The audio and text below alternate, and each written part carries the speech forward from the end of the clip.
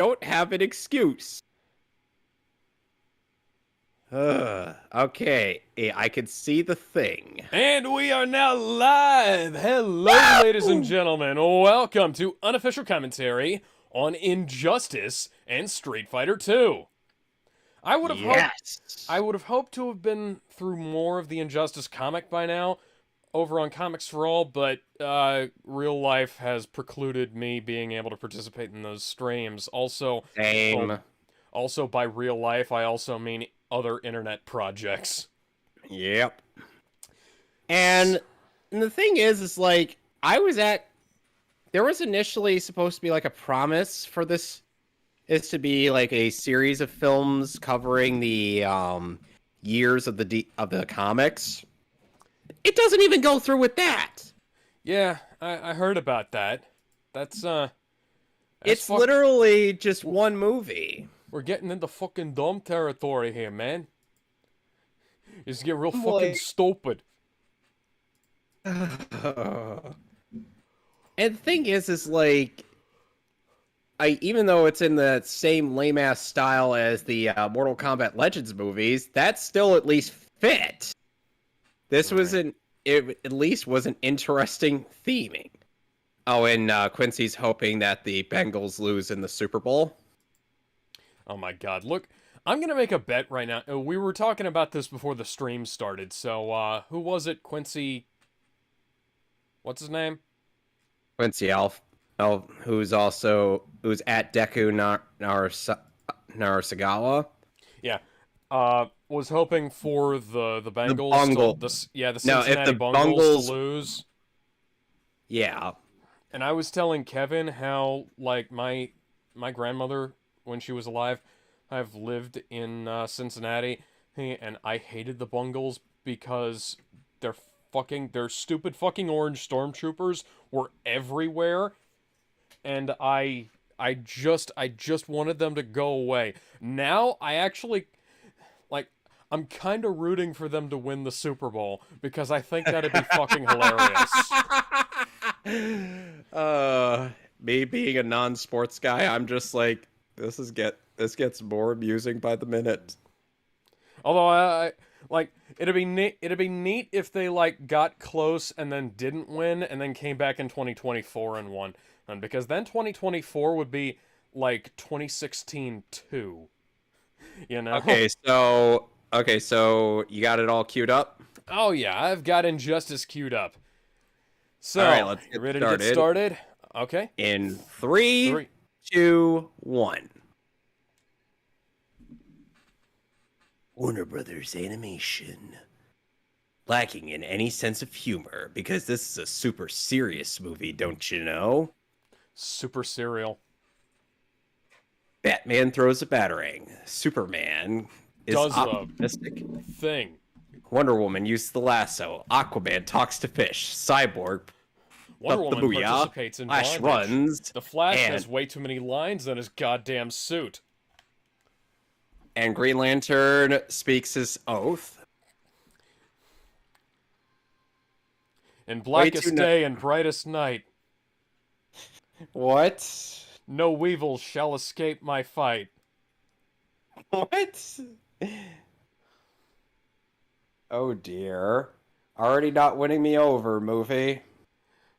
Hi, Perry. Let those who hype up evil's flight think about my abilities of creating light constructs. Hey Clark, do you maybe want to do something about all the bad things that are happening? Or you're just gonna lay back and bum bum. You imagine if that's how her heart beat. Okay, to be fair, that is probably the one line I will give this movie. That was actually funny. It's got a good design for Lois Lane. Very much a classic Flesher cartoon design going on there. Clark, you have no nipples. Why do you have no nipples? Anime mostly. Are you a Bleach character? You do realize even Naruto characters often don't have nipples on the males? Yeah. Then there was that one time where Kankuro was drawn with Hey, nipples, hey, but that's besides the Clark, point. how could you help create the super baby if you don't have a penis? His I grew one. his crotch looks entirely smooth. There is no super schlong. Unlike in the Donner movies. You can't fucking escape it. It's everywhere. God damn it! Christopher Reeve's super schlong is following us. Batman just fighting guys in broad daylight. Also, it's now early morning rather than nighttime or late evening. Yeah, why is this taking place earlier than it was in the comic?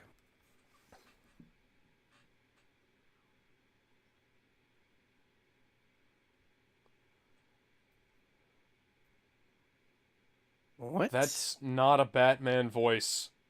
No, it's not. Even Jason O'Mara had more of a Batman voice. That's honestly sounds way more like Superman, and Batman is an asshole to people. Ding! And Superman sounds more like Dick Grayson.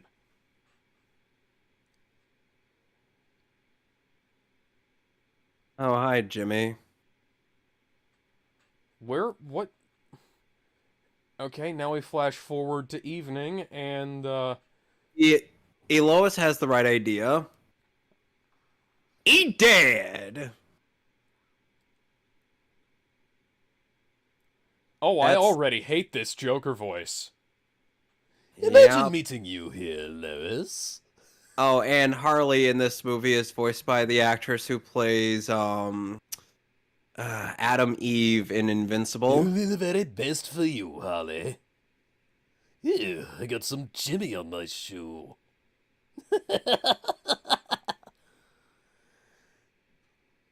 This is the first time I'm seeing these lines, and I'm already running circles around this fucker. Who voiced Joke?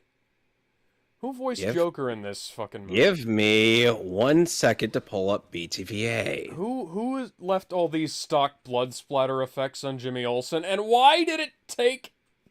Again, this is the same question I had in the fucking movie, in the fucking comic. Why did it take Clark all fucking night to find out that his best friend had been killed and his wife was kidnapped? Evan Pollock voiced Joker in this film. Why does everybody have those black marks on their fucking knuckles? Oh, hi, Superman. Batman, could you sound any less interested? Batman in this movie is voiced by Anson Mount. Black Bolt? Captain Pike? Anson Mount's a great fucking actor. What the hell is going on?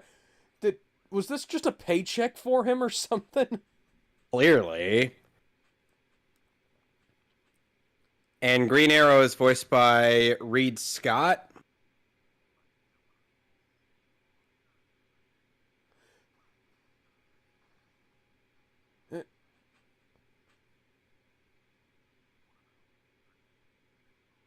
Wonder Woman is voiced by Janet Varney.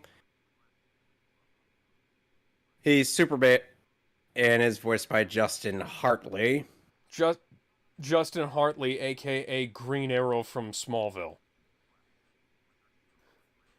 Why didn't they have him voice Green Arrow? Oh, and Flash and Mirror Master are voiced by Yuri Lowenthal. Which explains why the Flash sounds like Spider-Man. Oh, and Shazam's also voiced by Yuri. Oh yeah, Scarecrow is totally dead, except he's definitely gonna show up In Injustice 2. Yeah.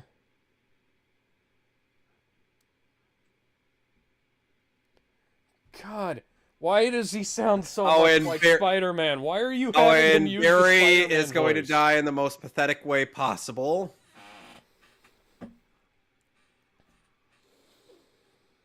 Yeah, I've seen that clip. I am... Dumbest man alive, ladies and gentlemen. My And name is hardly Barry Allen, and anyone- I am the biggest fool on the face of this gay earth. So Barry Allen dies in a pathetic way. Oh, and there's the Seawolf nuclear or submarine. One of the warheads is missing. At least this corrected it. At least this acknowledges that even if you do carry nuclear warheads, you're not carrying just one. But again, this is not the class of nuclear submarine that would be carrying a nuclear warhead. Yeah, oh, nice stock smoke effects, guys. I can see where you turned all of that fucking green. Clark, you are a fucking tool. I think Barry might have competition for dumbest man alive. Hi, Doomsday. Shouldn't you be a tad bit suspicious as to why Doomsday is here, Suits? Why is Doomsday a good, like, 5 feet shorter than he usually is, and why is he, inside a nuclear submarine, and... Good guys are coming, and they tend to get, punchy. Dad! Green Lantern sounds like shit. Brian T. Delaney voices Green Lantern in this movie. What is up with the frame rate of that smoke in the background? That's a looping smoke animation. I'm pulling the best joke ever. It'll be my Oh, Jimmy master. Olsen and Damien are voiced by Zach Callison, aka Billy Batson. It's real Superman, to me. stop. Whatever you're seeing is not real. Okay, now take her back down. Take her back down. You can give her mouth to mouth. You know, do anything but fucking stand there, Clark. Nope, just gonna keep standing there like a fucking moron. Oh, and in the comics, the Titans end up getting killed by this explosion. Oh, what's that? That's not what a nuclear warhead from a submarine looks like. Fuck you! Yeah, Perry White just got vaporized. Barry Allen is nowhere to be found. Because he's dead. Just say goodbye. Say goodbye to the iconic Flash. Oh, No. and Cyborg and Killer Crocker in this movie are voiced by Reference to Brandon Crisis on Michael Infinite Hall. Earths.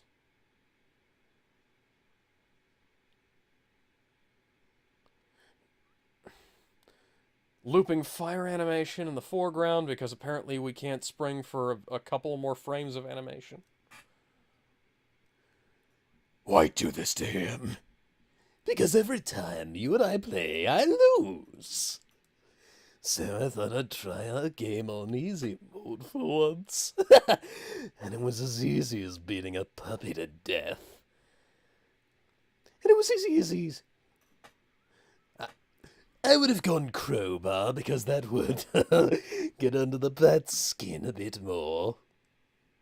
But to each his own. Your jokes just suck.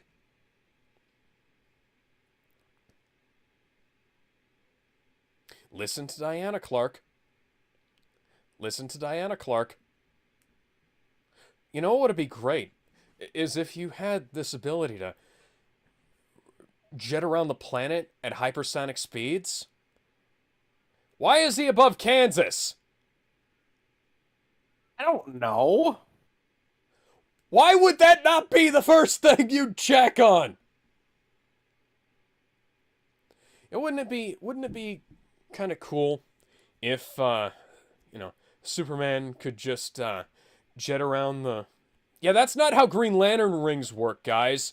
I can tell you guys got your idea of how Green Lanterns work from All-Star Batman and Robin. Also, Hal should be fucking, dead by now. Because that would have Gwen Stacy'd him. Like most Anyways, of those. It'd be kind of neat if somebody, if Clark had the ability to jet around the planet a whole bunch of times and turn back time or something like that. Maybe, undo that mistake. I mean, I know that was a really stupid ending in Superman the movie, but fuck this film. Yep. We already hate this movie so much. Oh no, this time the joke's on you, and the world will burn.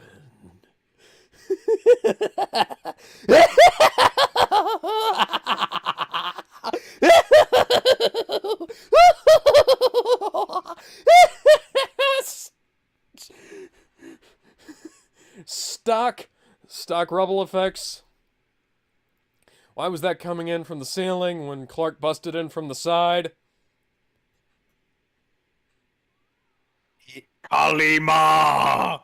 Stock blood splatter effect. I'm pretty sure I saw that in the Expendables. How are you talking when your lungs just got ripped out?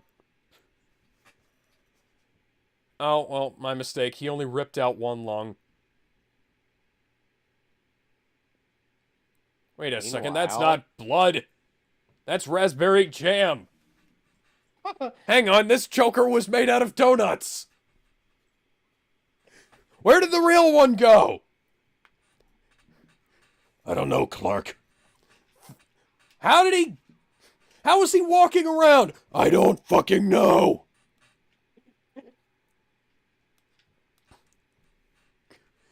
So far, you've come up with better material than this movie. God damn it, Bruce. Now I gotta go find the real Joker and put my hand through his chest. Or maybe I'll choke slam him into the moon.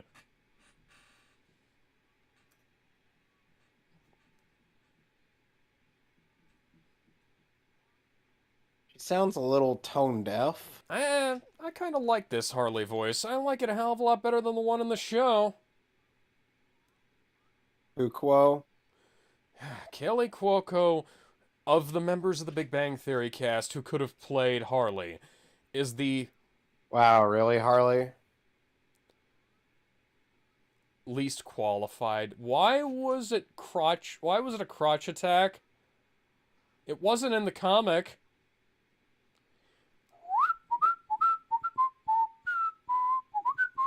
Also, that wasn't the that was just a regular tri-head arrow. Now, I'm taking you back to the quiver to give you a nice good pounding of my own. That came out wrong.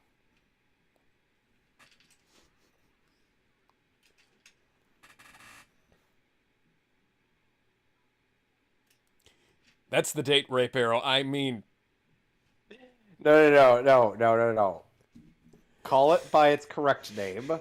The Bill Cosby arrow. Oh, that's unfair. But yeah. Nuclear! Why you flag spots say G? Mr. Kent, can you please shave? You have the worst 5 o'clock shadow I've ever seen. This animation is killing me. I've lost Lois. I've lost the nookie. Jace, Justin, can you please give a bit more emotion to your performance? This is shit. Oh, and Lois was voiced by Laura Bailey. Oh my god. Of the three here, Wonder Woman is the only one who actually is, acting. The others are just reading lines off a fucking page. Isn't that what most of us do?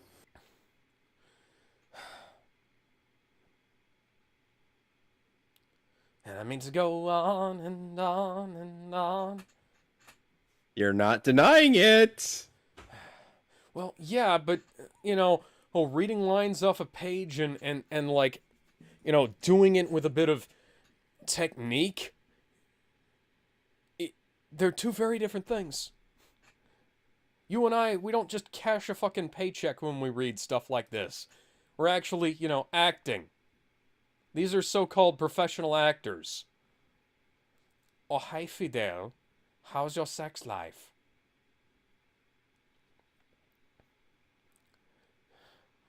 You know?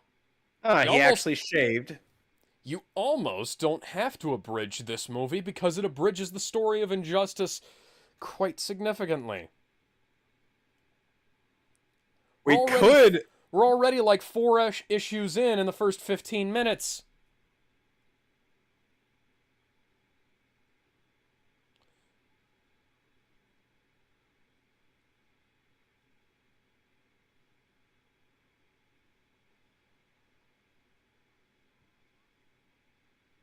Oh my.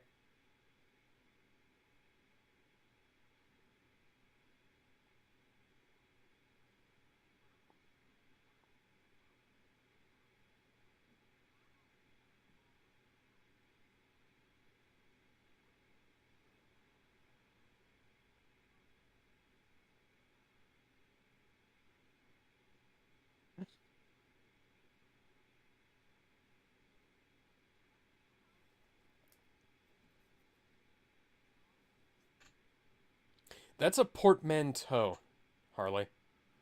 Also, where did her bust go?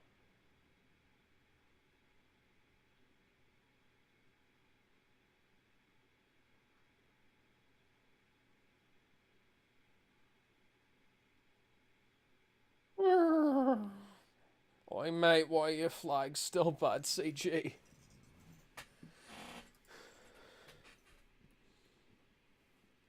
Just completely skipping over everything that led to the... You know, I didn't think you could have worse character development than the Injustice comics. Oh, hi, Damien, who's here for some reason. Dick with one of the worst outfits I've seen since the 70s disco suit. Oh, God, don't remind me of that massive L. Night fever, night fever. Know how to do it. Shut the fuck up, Damien. Oh, Plastic Man, what are you doing? Why is he here? He wasn't here in the fucking comics.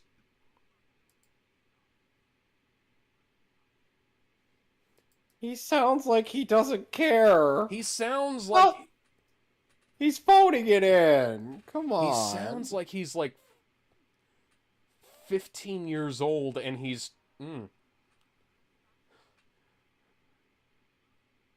Sorry, I was distracted by Diana's massive bootay. They may have reduced her bust size, but they certainly...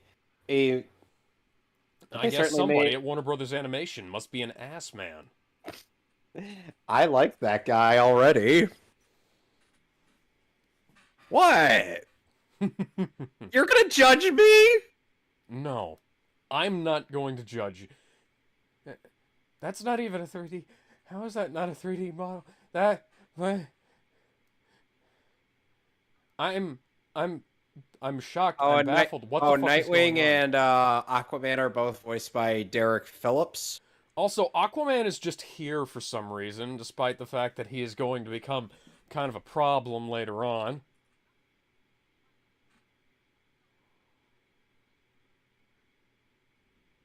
There is no W on Wonder Woman's outfit. That is entirely an eagle.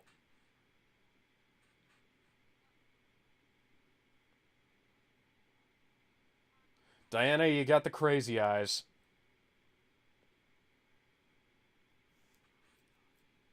God on high, hear my prayer. Stop this film.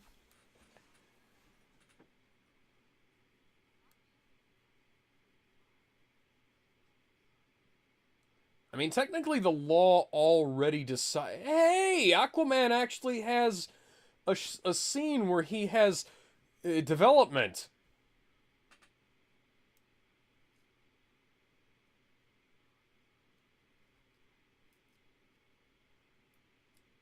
Why does Damien look like he's Why 15 is- when he's 13? Why is Huntress here? She's a supervillain. She's not a member of the fucking Justice League. Well, she is a member of the Justice League in Justice League Unlimited. Okay, point taken. I'm more familiar with the supervillainous version, but yeah.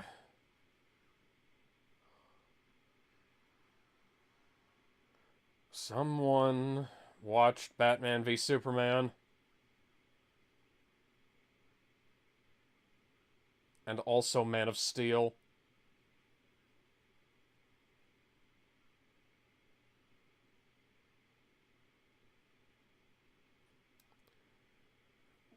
Everybody here is a caricature of a U.S. president. The guy on the left is Bill Clinton. The guy on the right is Al Gore.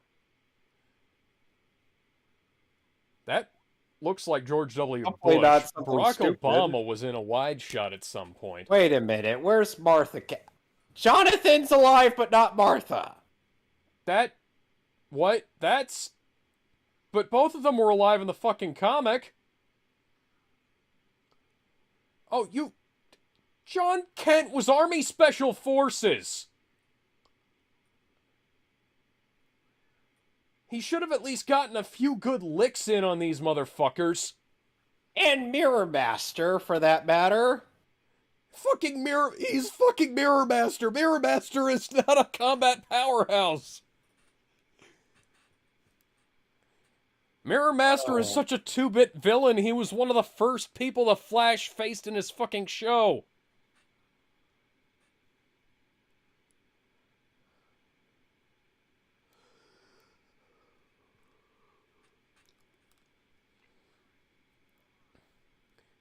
Yeah, Justin, try and do that Batman impression.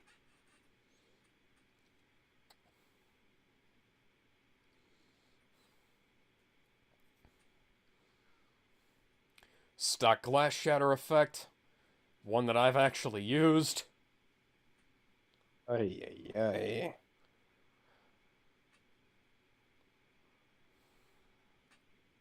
So remember when Barry and Diana went to go interrogate Mirror Master in the comics?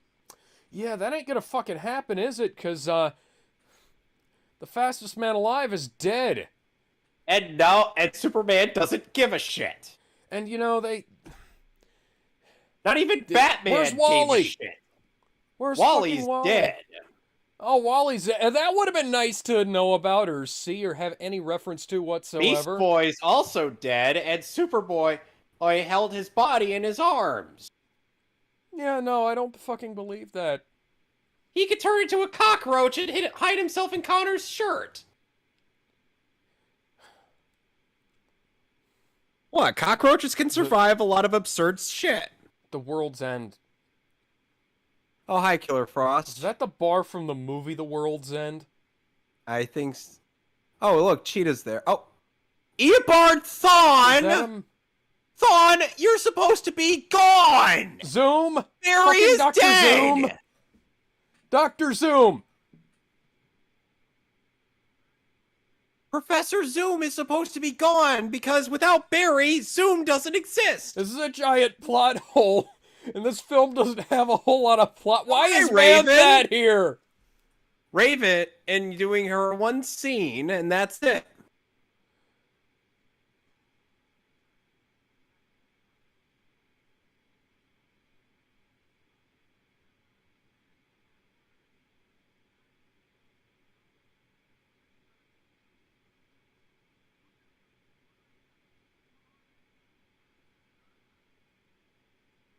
Oh my. I need your clothes, your boots, and your motorcycle.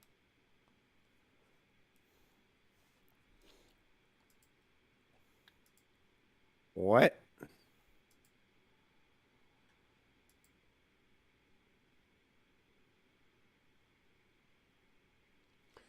That we won't be able to see, that we won't get to see a Clark fight against. Why did they kill Barry? There's no reason to kill Barry. I don't know. Plus, Mr. Terrific hardly provides a decent foil for him.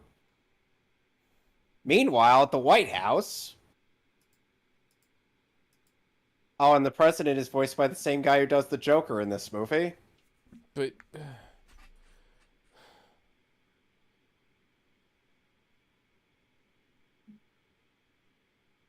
parent, technically.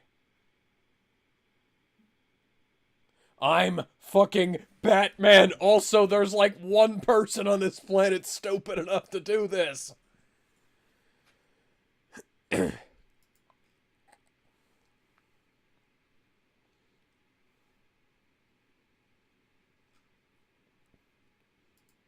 Did you not see the massive hole in Joker's chest? Meanwhile... Okay, I see like 5 different variants of the Robin suit, 3 different variants of the Batman suit. Oh, and Tim and the other Titans... Do neither of you know how to Now I know why you get your fucking neck broken, dick. How did Batman not teach his kids how to fall?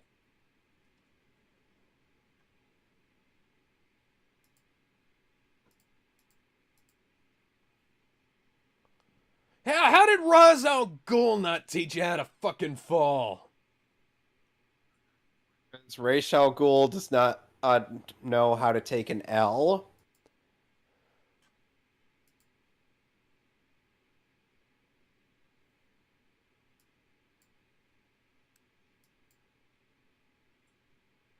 Okay. Like I said, Damien's supposed to be 13, but he looks like he's 15 to 16.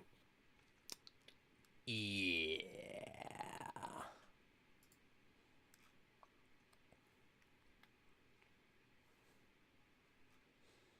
I'd just be like, Dick, I look older than I am. Hey, Batman. Fear is your entire shtick. I sound like I... Batman, you kill people all the fucking time! You know, Batman sounds like Jennifer Lawrence on a typical Tuesday.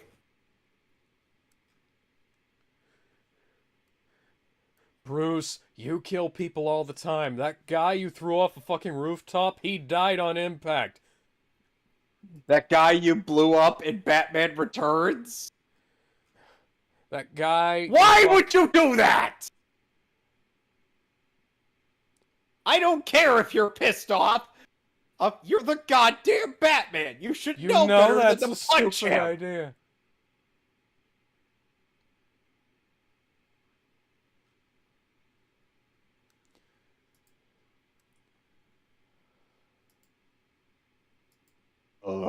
No. Because I'm Batman. Okay, then. Suit yourself. I can imagine your friend's reaction into this. They'd just be like, what are... Alex, North what Korea are you was never a planning? nuclear power. North Korea is a fucking joke. Hey, North Korea tried fighting Cell, but failed. Well, of course they did. The nuclear weapons just fizzled out and then just fell right back on them. Run! Run for the glorious Democratic People's Republic of Korea! Hey, I'm Batman. That is a weird fucking accent, Bruce.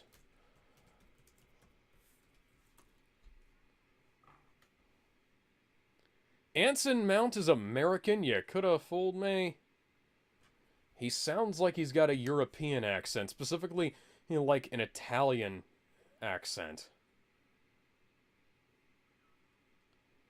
Oh my fucking god. Yeah, they're called lawyers. Yeah, they're called the people that Nick Rekieta has to deal with every day on Twitter. Mm-hmm. No, wait. Better yet, they're called LOL Twitter. That isn't even a fucking bird. That's a misshapen T.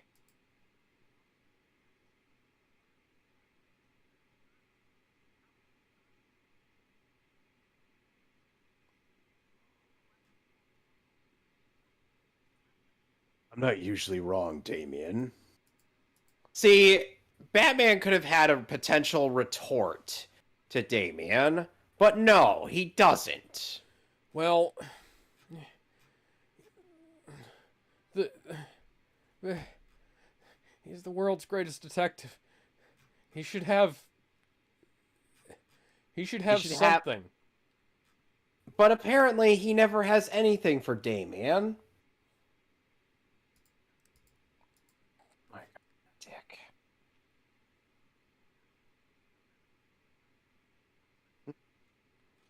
Okay, that was admittedly also a good line from the comics.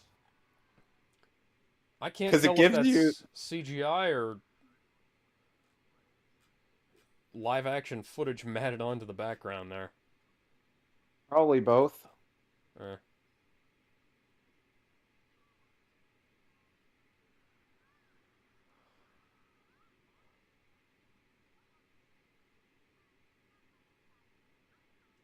Why are you wearing a strapless top? Where did you get a strapless top from in the Arrow Cave? I mean the quiver.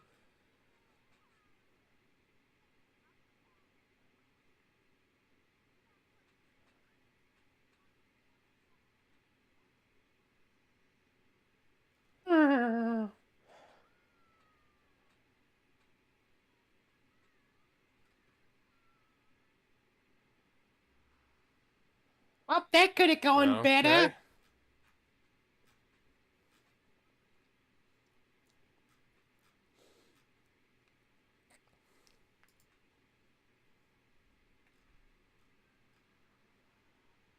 You know, Batman, you could have also brought some reinforcements. Like, Oh. Batgirl. Yeah, but Barbara is, Barbara. Tim. Calendar Man gets no love. Damien's supposed to have the same level of photographic memory that Bruce has. Yeah.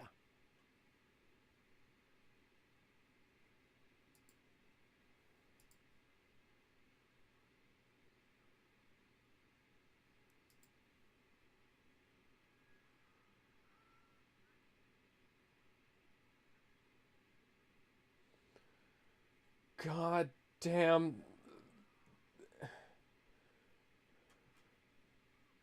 This cast is made up of like people I equally haven't heard of and like and respect as actors, and like almost everyone is phoning it in.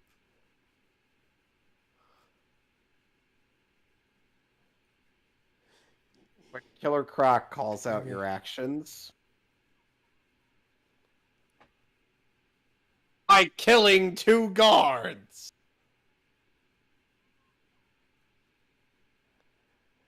What are these rogues gonna do again? And Superman and Cyborg and Wonder Woman? That's a good fucking question.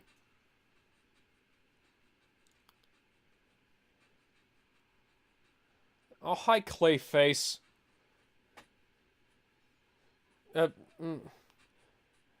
Poison Ivy versus Wonder Woman. That's not going to end well for Poison Ivy. Oh, hi, Bane.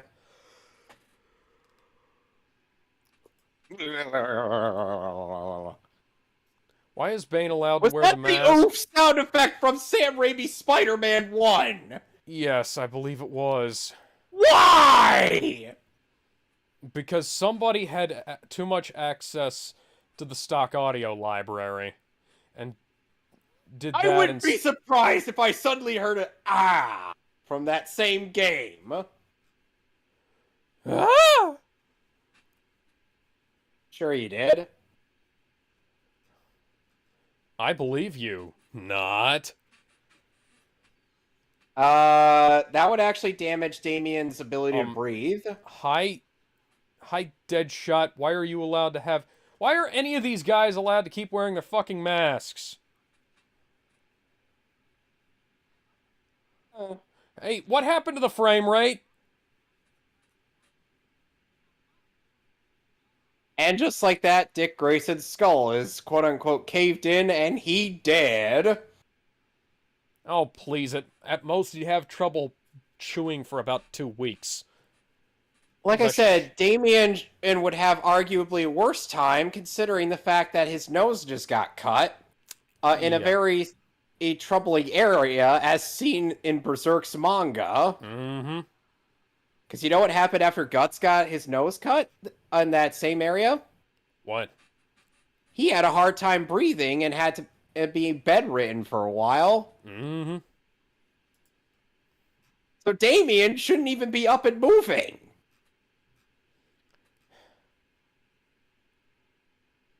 Get away from him. You're dead to me already. God fucking damn it. Damn it, Damien. So we're just gonna let Batman walk out with Dick Grayson in his arms. I'm not dead. Can you just give me... Stop holding me like this. I can't breathe.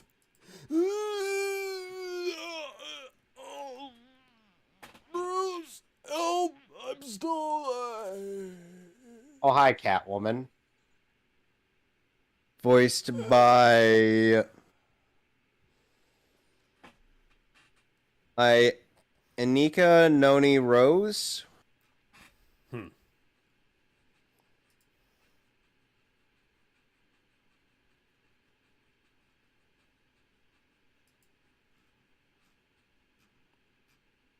He's no longer my bestie. I unfriended him on Facebook.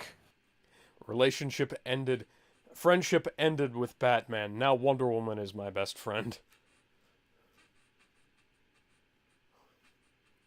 Okay, that's pathetic. That's... No. Fuck no. That is... No. That is pathetic. It's a fucking Hakama. Versus Batman's armored tactical gloves. People break those with their bare hands. This is Bruce fucking Wayne. I would have liked... I've broken stuff with my bare hands and not wound up bleeding. Hell, we'll see Ryu hitting a Hakama in Street Fighter 2 animated with his bare feet and arms. Yeah. Imagine Street Fighter 2 did something more realistic. Where is this from? I don't remember this from the comics. It's actually a thing in the comics. Okay, good. Dick Grayson becomes Dead Man. I can be your dead man with all that blood on my hand.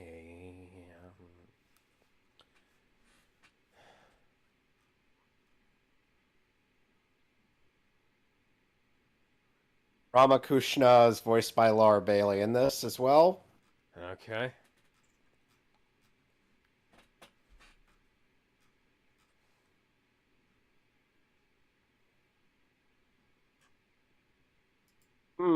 Eventual fights that'll happen later in this movie.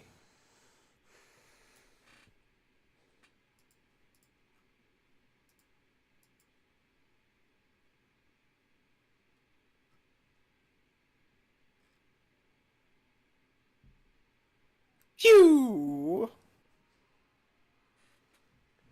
Well, with your powers, they're stupid with your from the powers comics combined, I am Captain Planet. And the power is yours. No. Then he turns into Don Cheadle.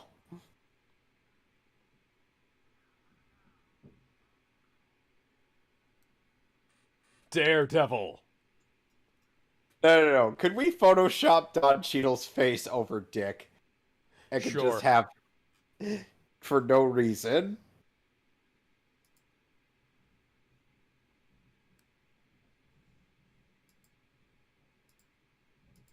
No. Oh, I had... And could we also add, like, a bandage on Damien's nose?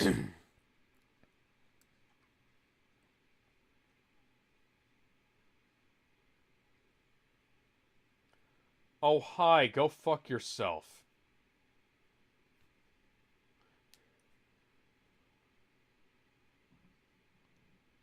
Superman's eyes are supposed to be a striking blue. Why are they gray? That's Connor's Connor. eyes are gray. Yeah, Connor's got Lex's eyes. There's not a Oh, hint and of Ra's blue al in there. Ghul in this movie is voiced by Farron Tahir.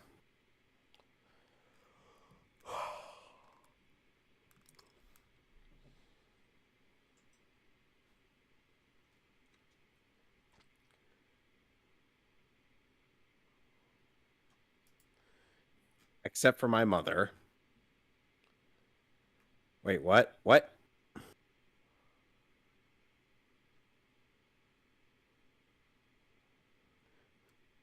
We could have just I gotten have Odin. created an animatronic real doll of your dead wife.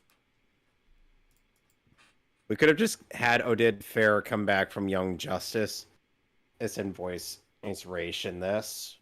Oh, that would have been a much better choice. Yes, yes, it would have. This is a very strange voice.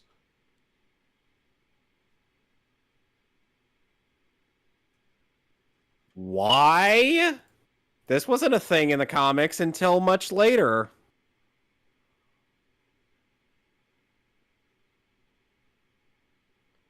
Yeah. Well, no, that's not how the DC multiverse works. The shared Marvel DC multiverse is Owlman grouped. explained in this much better in Crisis of Infinite Earths, and it also helped that he was voiced by James fucking Wood. Not to mention, Oh, and this scene doesn't work. No, it really This doesn't. scene does not work without Barry Allen. Oi, mate, why does chessboard bad CG?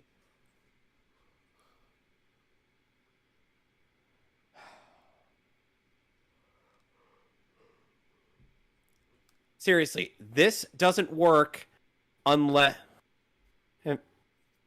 Superman and Flash were playing speed chess. Yeah. Also, the Because DC in the comic, multiverse system. in the comics they reset the chess board, or every single time they got a check. Here they don't even do that. Now,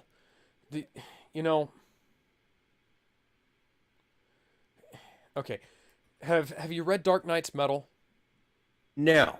Okay, the way the way the DC multiverse works, which is technically shared with the Marvel multiverse, the way the DC multiverse works is that there are 52 groups of multiverses.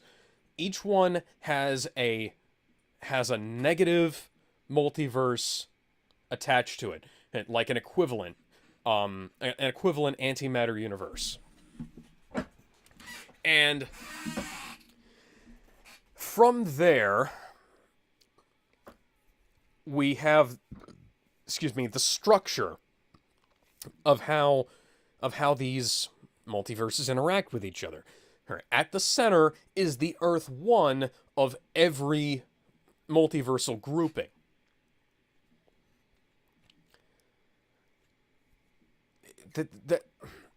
It stands to reason that others would designate ourselves as Earth 1. That's not how it works.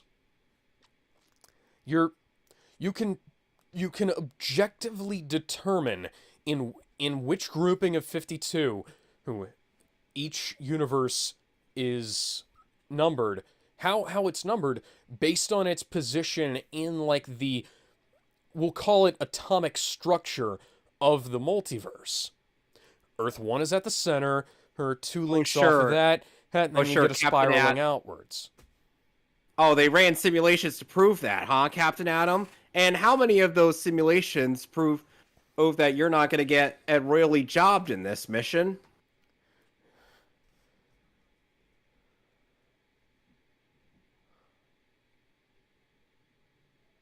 Oh, hi, Soups and Diana. Alex? Yeah. And yet I also still miss Stuart Allen as Damien. I miss the entire DCAMU at this point. Like, for as many problems as I had with the casting of that universe, Superman actually sounded kind of decent in most of those films. And at least they actually gave And now some they time. teleport several feet away from each other. Why are you not taking out East Taiwan? I don't know.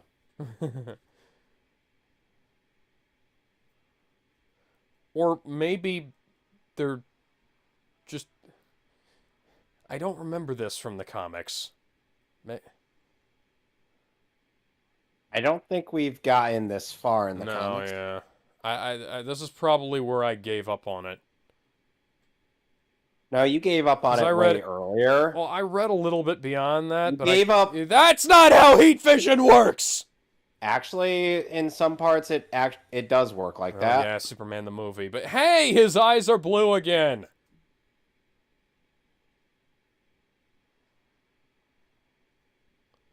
Meanwhile, at the Fortress of Brutitude...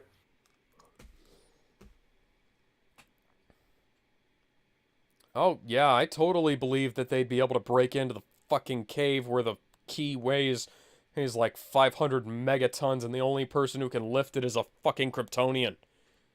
Oh, hi, Jonathan. Yeah, we didn't even get to see Superman or anybody saving Jonathan. Wow! How pathetic! Why is... Captain Atom.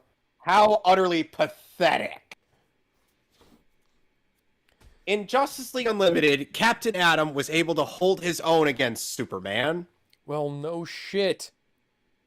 He could emit red sun radiation.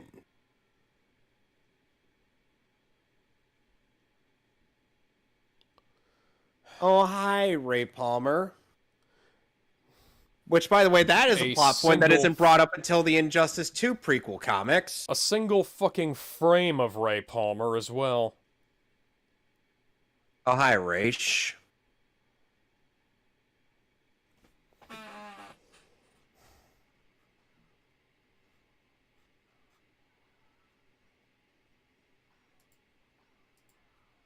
And Wonder Woman was able to kill Huntress with her lasso. But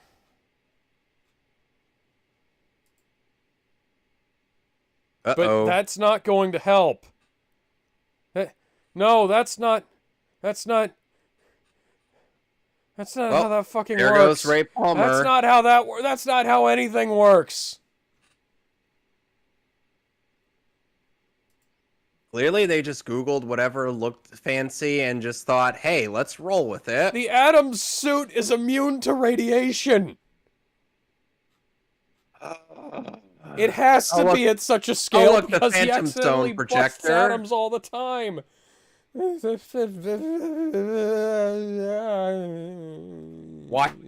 Watch how stupid this is. Just watch. He casually deflects a kryptonite arrow. Into his dad's chest. Yeah, No! That doesn't happen! Now, this may seem harsh to some, but I think everybody involved in this should die.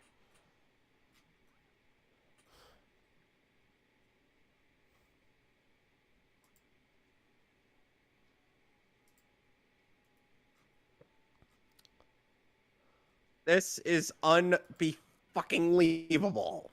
Superman would have had his hand punctured by that arrow. His eyes are gray again. So you could still save him. It's not like, oh my fucking god. The arrow's not in his chest anymore! Where did the arrow go? Did he pull it out? It didn't even pierce anything. It didn't even pierce any key organs. He is bad. Oh, it's right between his lungs and his liver. He would have been fine!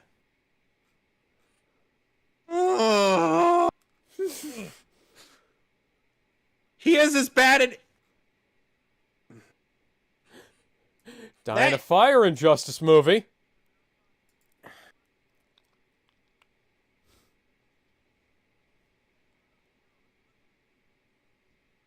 Wow, Mr. Terrific's orbs are being repurposed for something nefarious. Oh.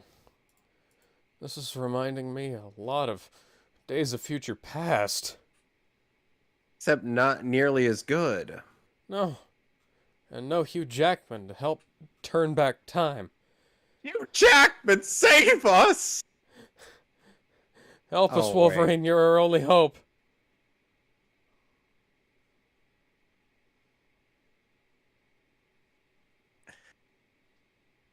That was a better Batman voice than Batman actually used.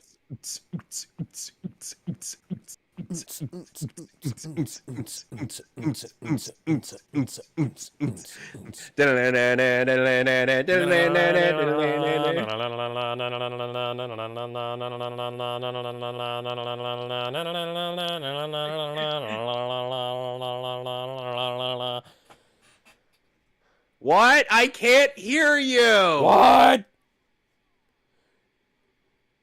A fascist for hating the Joker? Welcome to the Juggalo Gathering. Ah! We just wanted to drink some Faygo. Yeah, I totally buy that Catwoman could do that to Batman. You do realize she actually could, right? Not with her arm in that position, she couldn't. Right.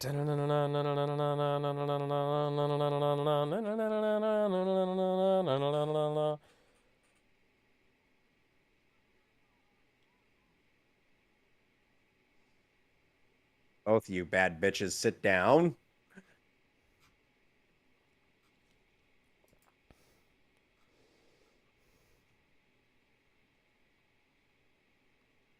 We had time for that shot, but we didn't have time for actual character development.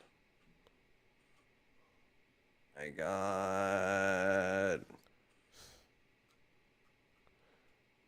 Oh, well, this totally isn't. Oh, this is an reminiscent issue. of, Oh, and this is a plot point in the 5th year of Injustice. which was itself taken from Batman: The Dark Knight Strikes Again.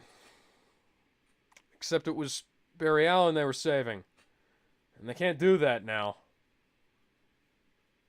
Because he's fucking dead.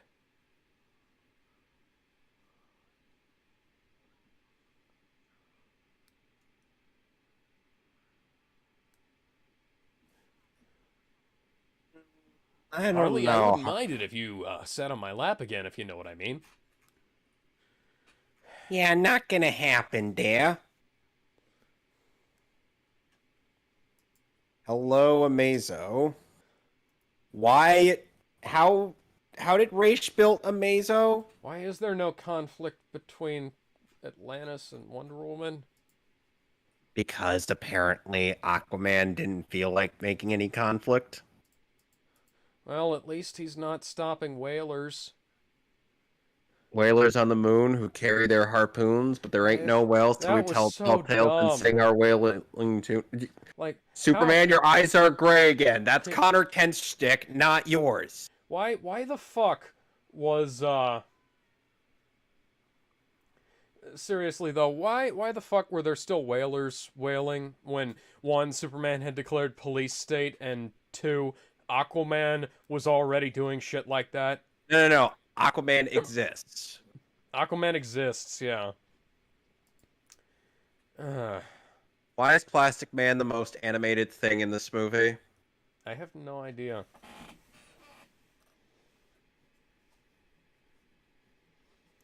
But I don't look anything like Captain Cold. Or Heatwave. Oh, it's so funny. Plastic Man gave the middle finger. It's so fucking hilarious. Oh, and for how R-rated this movie is, I have not heard a single F-bomb. Yeah, that's Have weird. you? Mm. And Street Fighter 2, the animated movie's English dub, has 2 F-bombs in it. That was what, a PG-13? No, it's the unrated dub. Okay. The PG-13 dub removes the F-bombs.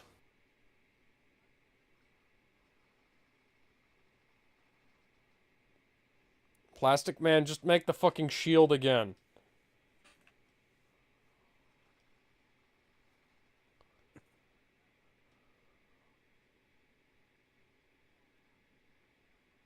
So, Cyborg, why are you siding with Superman in this?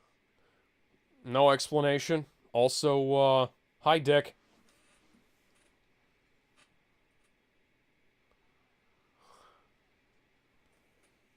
What? You love? Woo! Guess we might be in a dead man wonderland. Minus the blood used as weapons. What the fuck? Why they let you keep that? I could have sworn I'm guessing they thought it was a tattoo. They didn't check. They clearly did not think this through, Alex. Well, Oh, and Plastic yeah, Man in the original comic was delivering a ring to Kilowog. these guys are... Everybody's fucking stupid in this.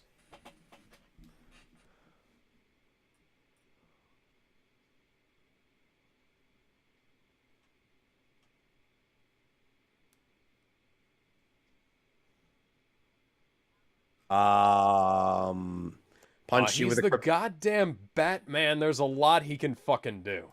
like that, for instance.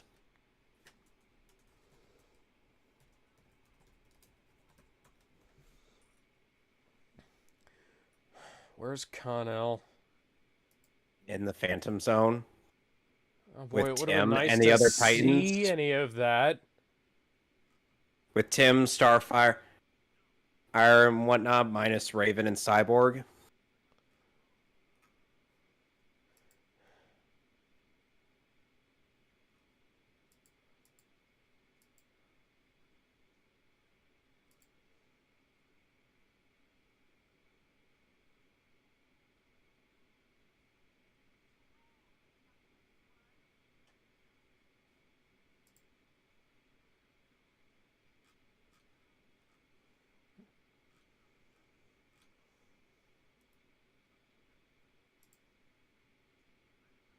Really. It was tough, you say. You're fucking Mr. Terrific. And the Smallville Corn Festival is still going on for some reason. Oh, hi, Amazo.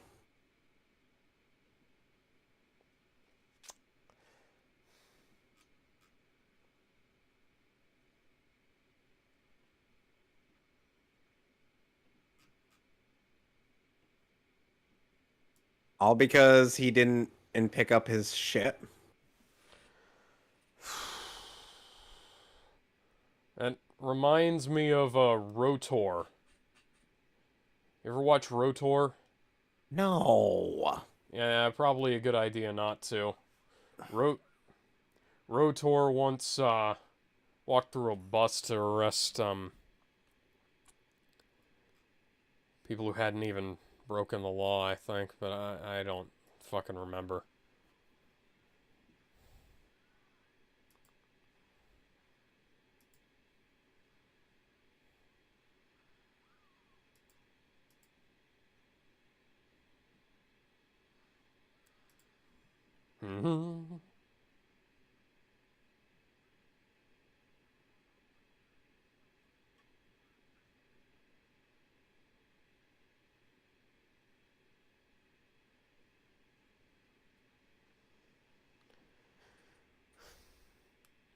It's getting dumb.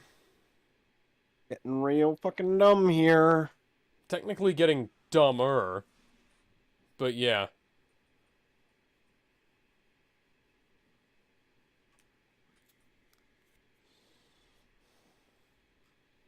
But he's not Mr. Perfect Cell. He may be more of an android than Dragon Ball Z's androids, but come on. I know most of them are cyborgs, but still. Hi, Diana. Hi, Hawkman, where'd you come from? And Cyborg.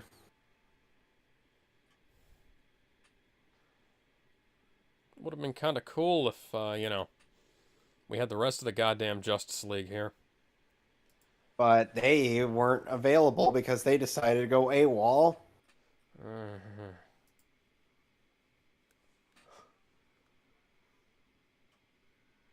Now he's turned into Nth Metal. Yeah, I totally believe that that's something you can just do. Ow. And Carter Hall is dead. Yay, one of my favorite members of the Justice League just fucking dies. Oh, and get a load of Somebody's this. seen Evangelion.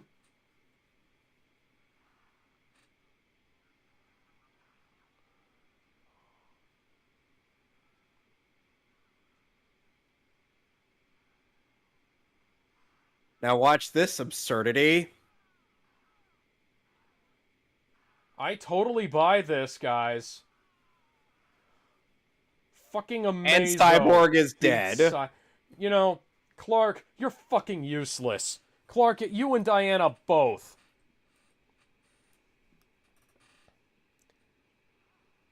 Not even gonna mourn the loss of Victor Stone! Not gonna prevent his fucking death?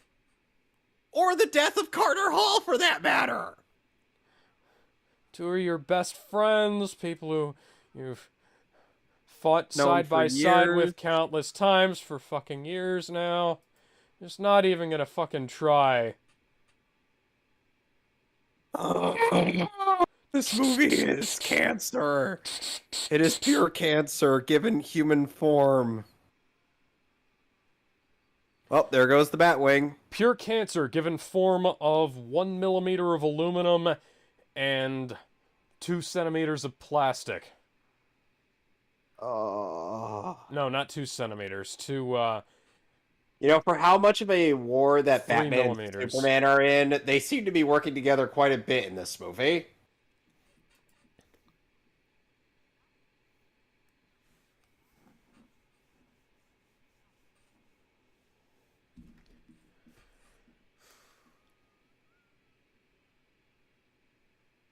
I'm helping.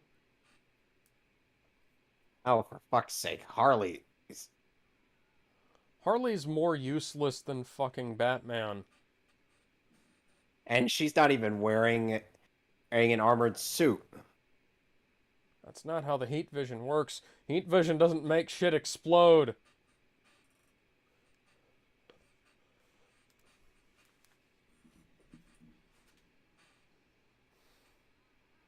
Now Damien's getting into a stupid fight with Ray Schwell. While Exploding this is happening. batarangs. You could have brought those out earlier, Bruce.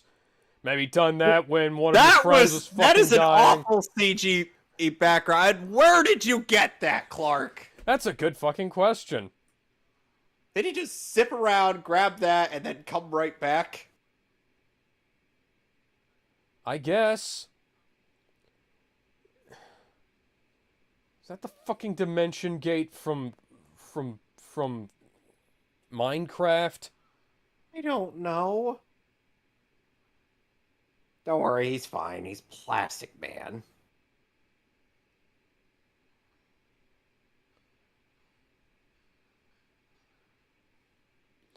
Oh my yeah, God. sure. Who Damien's taught you gonna- how to fight?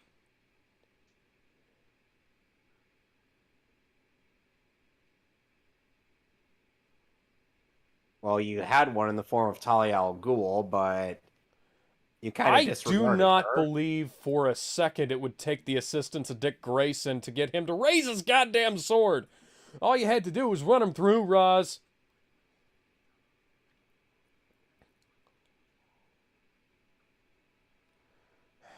Yes, Mom. You missed the ability. You could have fucking killed him. About 5 times there, Roz.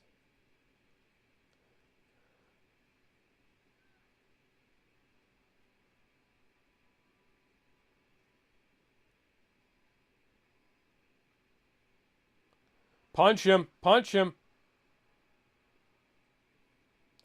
Still punch him. Punch him. Reach around that fucking blast and punch him right in the jaw.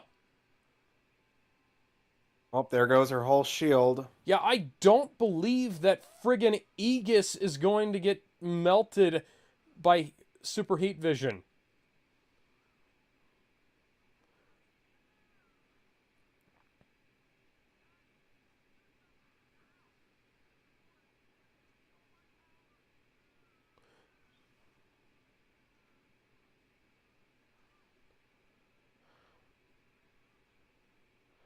Take off its goddamn head.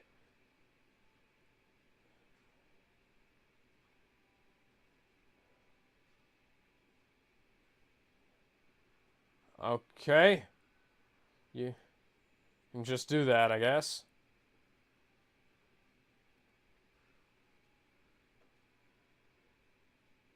Superman could have used his goddamn freeze breath. Why didn't Superman use his freeze breath if that was an option? Was that a freeze grenade from the Arkham games? Yes, it was. Why? Why didn't Superman just use his goddamn freeze breath? Okay. Oh my god, you have the high ground, Damian! Well, remember, Maul had the high ground too, and he somehow lost. Stop. Well, by all rights, he shouldn't be able to stand up anymore, but... Damian shouldn't be able to breathe, should have difficulty breathing. He should also not be able to stand in for too long. Yeah, no, that's not how that works. Nope! Nope! Nope, nope, nope, nope! I have a goddamn brown does belt. not go down like a fucking chump. I have a goddamn brown belt. I can tell you firsthand that's not how that fucking works.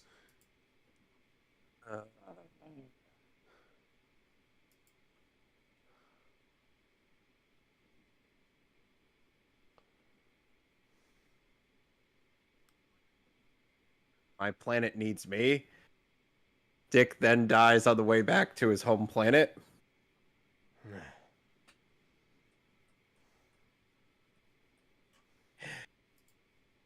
I'm sorry, I had to come up with a conclusion since they refused to give us one. I'm at a loss. I'm baffled.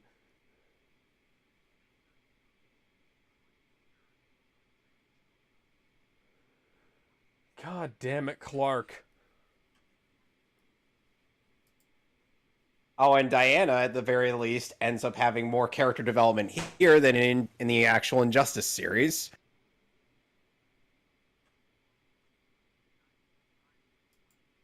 Why couldn't she have this in the games?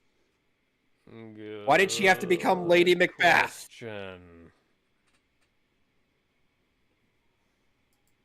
How about no? And Diana immediately is proven useless. Oh, hi, other Superman. This is retarded.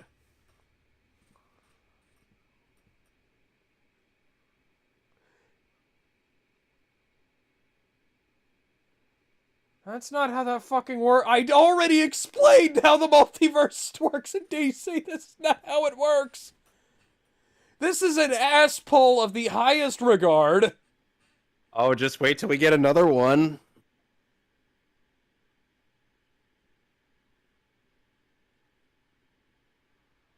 Neither of you are sounding very convincing at all. In Batman v Superman, Diana tanked a fucking blow from Darkseid's heat vision. Not Darkseid. Fuck. Doomsday's heat vision. I'm terrible with names. Tanked a blow from Doomsday's heat vision on the goddamn bracelets and saved Batman's life. And in this fucking movie, she can't even take one from Superman. I'm going to circle back with you on that one. Try not to lose track of which Superman is which. I at least can tell the difference. Oh, I know. One is brighter colored and has red underwear. The other doesn't. Yeah. And also doesn't have that stupid thing where his cape attaches to the shield. Oh, and we're gonna get some choreography from Man of Steel. We're just straight up ripping off Batman v Superman now. I mean, again, rather. Oh, wow, this is even more blatant than when Black Panther did it. Except when Black Panther did it, at least he's had some neat choreography. Yeah, which it also stole from Spider-Man 3. At least it made some good fight choreography references. Yeah, it wasn't... No, you already tried that, Clark.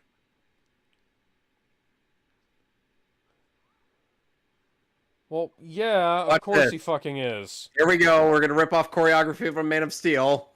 Even more directly than we did earlier. Is he gonna chokeslam on the fucking moon? No, if only. How did you guys survive that? Because they're both Superman. No, I'm talking to the fucking Justice League.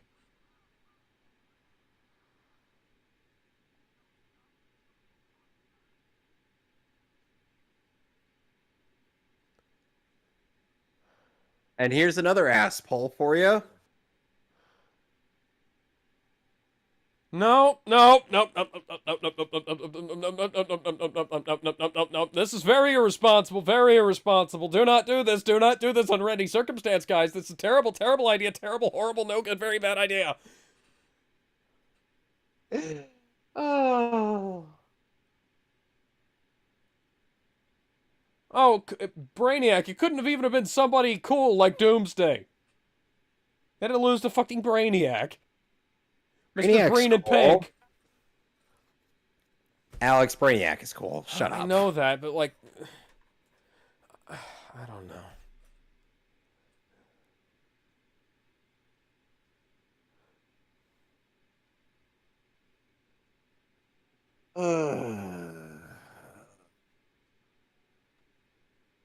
How could this happen to me? I made my mistakes, got nowhere to run. The night goes on as I'm fading away. I'm sick of this life, just wanna scream. How could this happen to me? The CGI is moving at a different frame rate to the rest of the animation. That shouldn't even be possible. Did his hand just come off of Lois? We're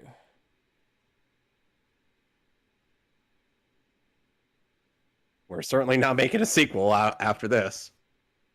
Please don't. Please don't. Please don't. I don't want to see another one of these fucking movies. Thankfully, another one of these fucking movies isn't on our list. Thank God.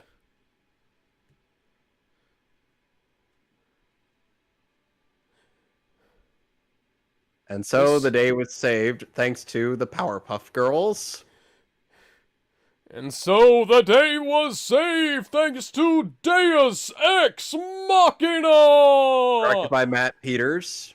Ernie Altebecker, you can go fuck yourself. Tom Taylor, Justin Hartley, Anson Mount, go fuck yourselves.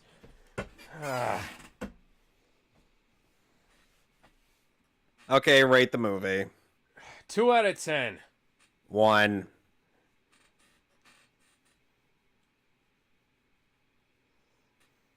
I'm taking this movie out and replacing it with Street Fighter. We're not even... They didn't even get into all of the plot of the comics, did they? No, they did not. They didn't even get into all the plot of the fucking game. No, they did not. One moment.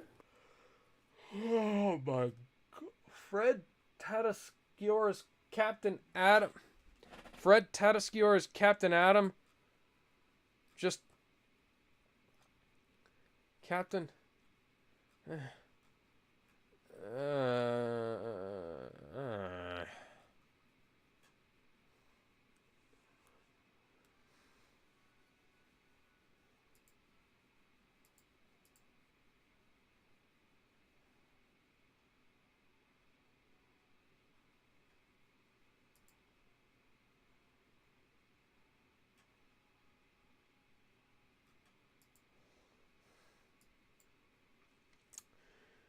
So, how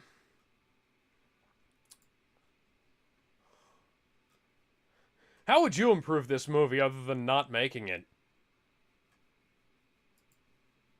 Kevin? Hey, I'm Kevin. back. I'm getting the movie queued up.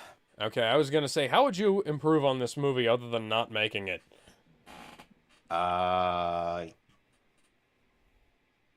I actually don't know.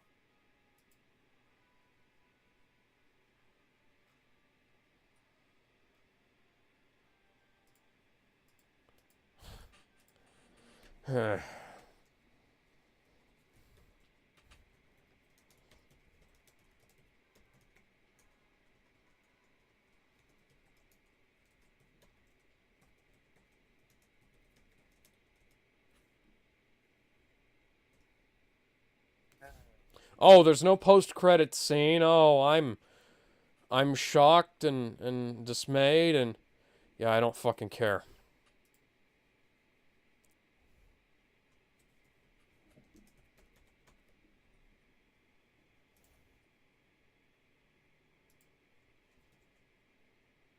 Hey, let me know when you're all set.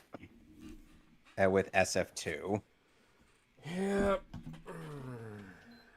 Because I wanted to watch a good fighting game movie Yeah. after this.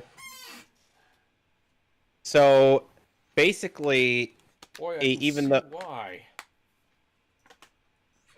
Why do you say that? Oh, it might have something to do with the fact that Injustice was fucking balls. Well, not only that, but this movie, at least, has, actual fight choreography. Yeah, because it was done by people who actually give a shit about fight choreography. Let me get the movie queued up.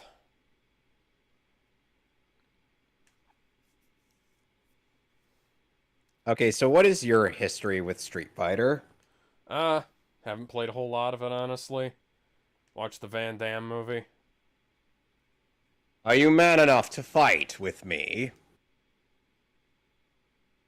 It was weird here having him as Guile, but it was still but at least he still was a somewhat badass. Yeah, and it was a better movie than Legend of Chun-Li. Yep. With Irish Bison. All right, so we're at 000. No. Oy. Let me get this set up correctly. Also, the dubbing team for this is Animaze. Animes. So yeah, we got a lot of obscure names as well as some pretty well-known names. Besides Skip Stelricht as Ryu. Oh, we also have Leah Sargent as Chun-Li. Kirk Thornton as Guile.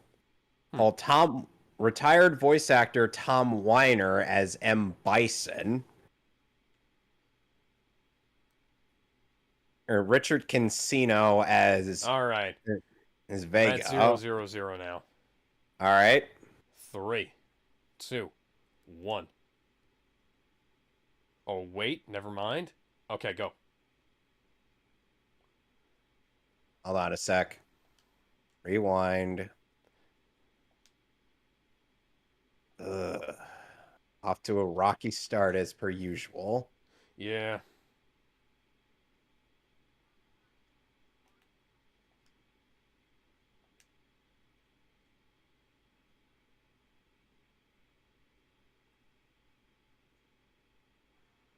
All right, so now we're at 000. Alex? Yeah. We're at 000. 3, 2, 1. No, 3, 2, go.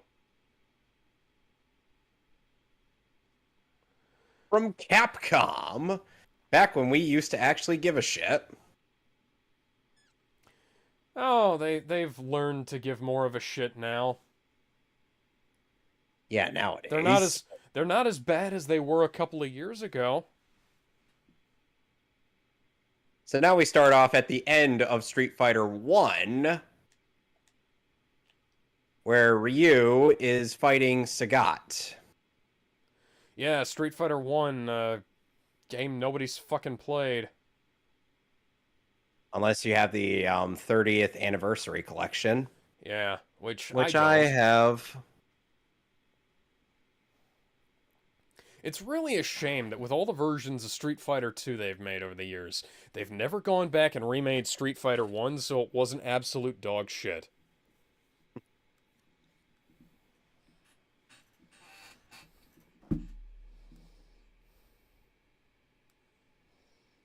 Got some nice peaceful music on my end and animation production by Group TAC. On my end, we've got some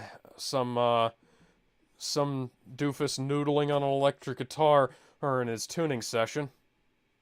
Yeah, this movie had 2 different soundtracks because the US version couldn't afford the Japanese score. They had to license their own music. Yeah, well, this was also an era where they wanted to, like, a bunch of money got paid off to the, Japanese rights distributors, and everybody wants to make as much money off of this stuff as possible, so they just commissioned a new score so that they could have more money coming their way. It's funny how Sagat was the final boss of the original Street Fighter, and now he's just fucking nobody. No, he's actually just like a recurring rival to Ryu. Yeah. Like, he still has a presence in the games. It's just, he's well, nobody thinks about him like they do Bison or what's his fuck, the demon guy, Akuma, yeah. By the way, fun fact, because of a rape scandal with Mike Tyson, and the boxer who was originally named Mike Tyson. It was more that they were afraid he would sue them for using his name. Yeah, like I said, there was a rape scandal that happened around the same time that Street Fighter 2 was released. Yeah. So they had to change some names. So Mike Bison became known as Balrog the boxer, or Balrog, the fighter from Spain, became known as Vega, and Vega became known as M. Bison. Yeah. And now nobody... I think an exclusive club of about fucking nobody uses the Japanese names for those 3 characters. Unless they're massive weebs. Yeah. Because Vega is actually a Spanish name. Funny how the English dub actually got something right about that. Yeah. However, the funny thing is that since this uses the original Japanese footage, and here's Ryu's first bit of tapping into the Dark Hado, which is a plot point that comes up more or in Street Fighter 4 than it does in Street Fighter 2 and 3. Far better fight animation in this one scene than there was in the entirety of that fucking movie we just watched. And this came out in 95. Yeah. But hell, first couple of seasons of Dragon Ball had better animation and then Injustice, and that came out in like 86, I think. Funny how the 80s and 90s can sometimes have better animation than 2021 animation. Sometimes, you say. Most of the time. Yep. And also, this film was actually animated on film, so we have actual film grain. As opposed to whatever the fuck goes on in a bunch of really fake-ass shit that DC likes to put on their movies. Kame! Ame! Ah!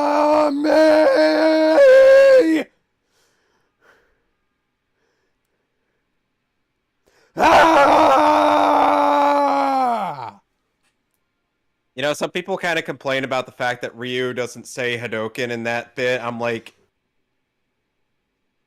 I don't think it matters. Because he says Hadouken later in the movie. Drug-free society. Sir, what is your position on the homeless? Well, I'd like him to be as far away from me as possible. Cammy.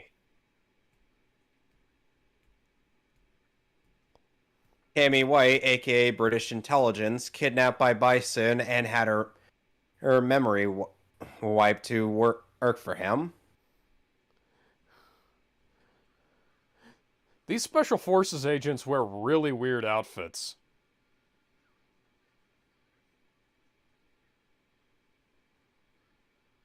Oh, wow, you were not fucking kidding about the audio mixing. I can't hear her over this. Exactly. This is why I prefer watching this with a Japanese music, because at least they better audio mix it with this. I'm like, why couldn't we get this originally? Come on, guys. Oh, hi, Chun-Li.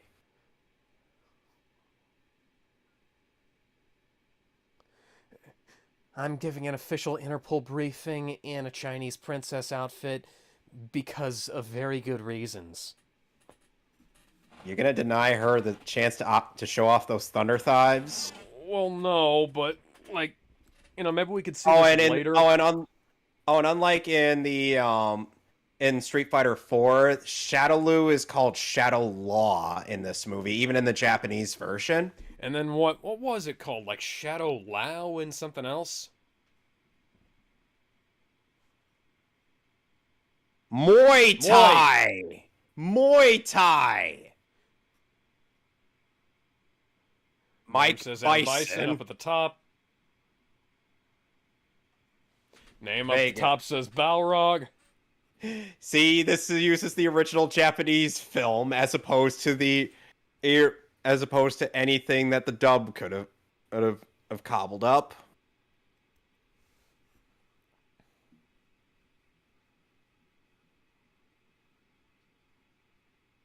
I actually know some of the people who worked on restoring this film, and they did a pretty good job. Yes, they did.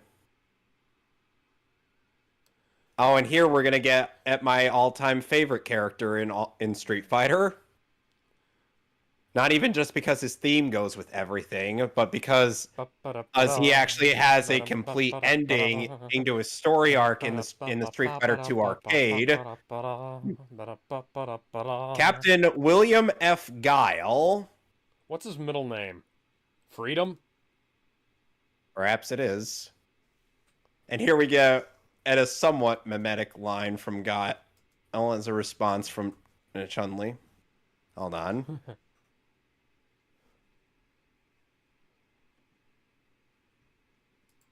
Oh my. That sounded really gay. I know he lost Charlie, but come on. You know what Guile does after he beats Bison in Street Fighter 2's arcade? It tells him that he should go be a family man. He goes home to be a family man, god damn it. Good. He spares Bison, realizing that revenge is wrong, and goes home to be a family man. And I'm like, god damn it, Guile, you deserved every bit of this.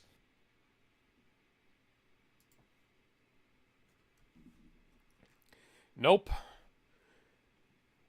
Guile's middle name is never given. So we just go by William F. Guile. Yes. But seriously, Guile is fucking awesome. He may not be the main character, but he is to me, god damn it. Yeah, I'm still saying he's William Freedom Guile. That is his actual middle name.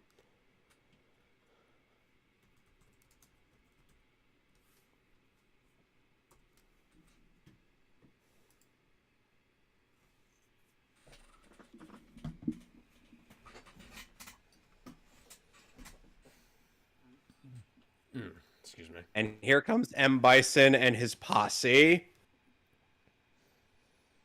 about to walk down this hallway like a goddamn boss. Dun, dun, dun, dun, dun, dun. Oh, and Balrog. Da, da, da, da, dun, da, da. Oh, and Balrog will have a bit of a lazy eye near the end of the movie. Is it on purpose or by accident? I don't know. You know what Bennett the Sage ended up doing in his review of this film? What? He fast-forwarded this whole scene as if it doesn't serve any purpose. And I'm like, it's meant to convey how much these people both fear and respect Bison. So I would think that the man deserves a nice walk down the hall. For you, the day Bison graced your village was the most important day of your life. For me, it was Tuesday.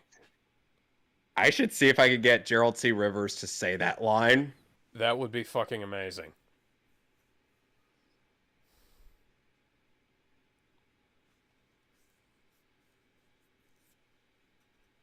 Strike a pose.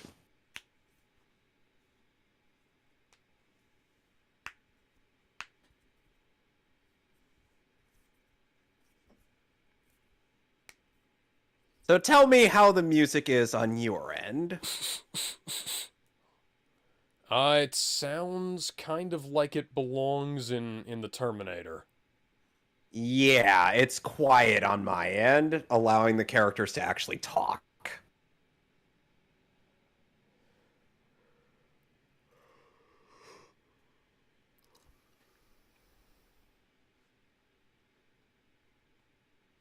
Why does it have no penis?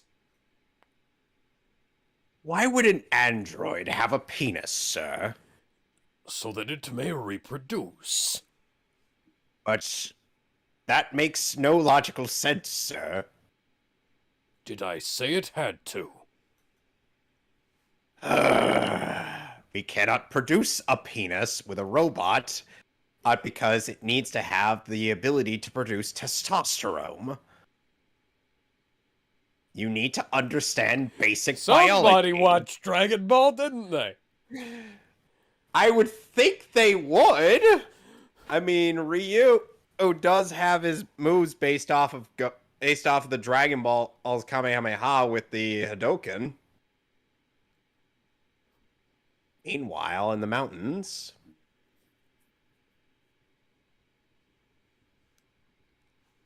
there was like a running gag between me and a friend of mine when we were watching this with the Japanese score, because of how the music is in the original score with Ryu, who's training with Ken. Sometimes we like to go, "Every night in my dreams, I see you. I feel you." Yeah, we just kind of like to make fun of Ken and Ryu's relationship. It is the definition of no homo. But then Atem is like, all of the homo. No bromo. So how is the music on your end? It sounds kind of mystical and pseudo-East Asian-y.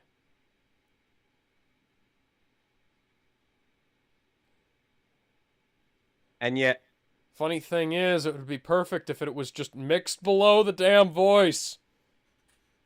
like it is with the original Japanese score. How do you fuck that up? Just, all you have to do, even back when this dub was made, all you have to do is just turn the music down. But they didn't. It's not that difficult. And it becomes loud and obnoxious when we get to a scene with Ken driving in the car.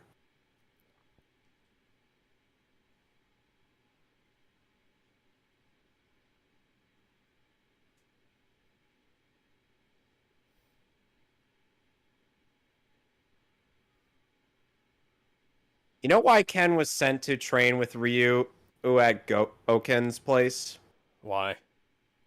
Because his father wanted to teach him humility. Okay.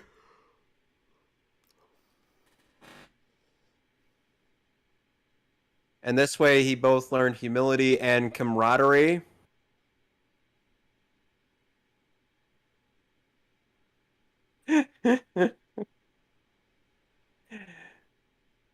Even though Ken is supposed to be a man bound to get married, he's not afraid. He's not afraid of sounding somewhat gay in front with his buddies.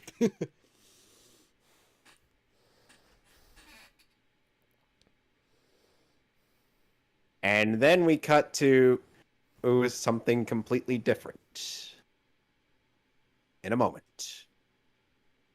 And damn it, I keep forgetting Any something. moment now. There we go. For some reason in the dub soundtrack, Ken is listening to cringe grunge music. Oh, and he drives a Porsche. My dad would love this guy.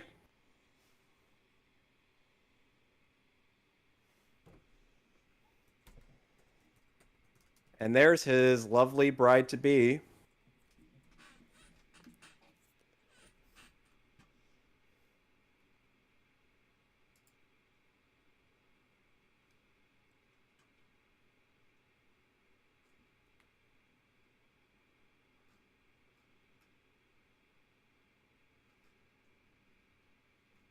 I'm gonna go back for another take on that.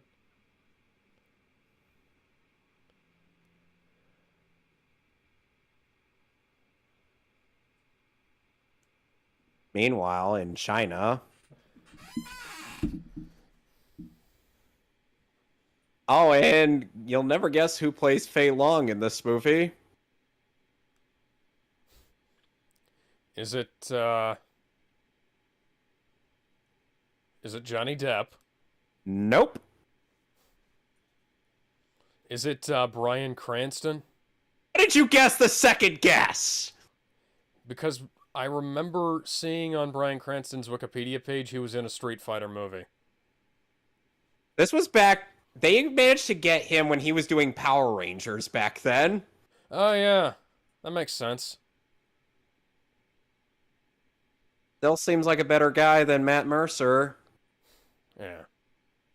who currently voices Fei Long.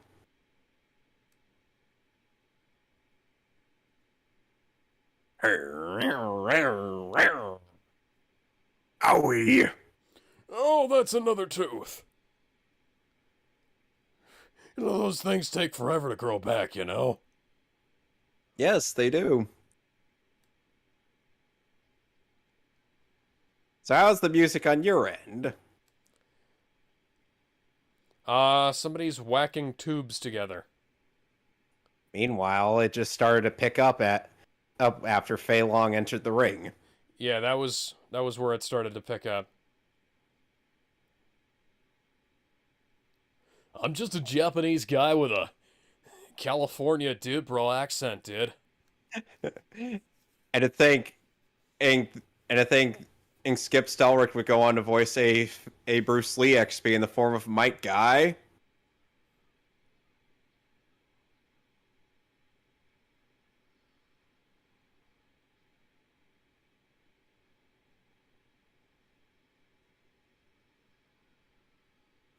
Yes, that's something Fei Long does in the actual game. Good.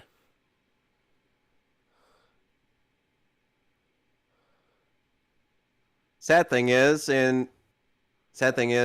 unfortunately Vega doesn't go yodeling hee hoo. Oh, that's unfortunate. So I'm guessing that might be a different in Street Fighter 2V in Anime's dub.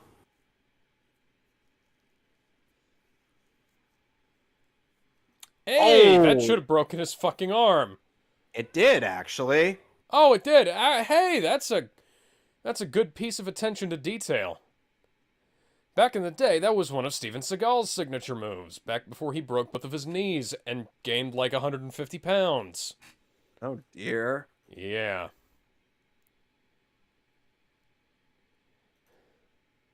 You ain't seen nothing yet.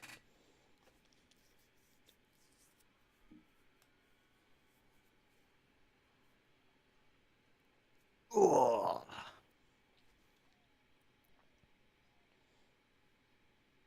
That is a horrible position to be in, and unfortunately one that practitioners of Shotokan karate wind up in a lot.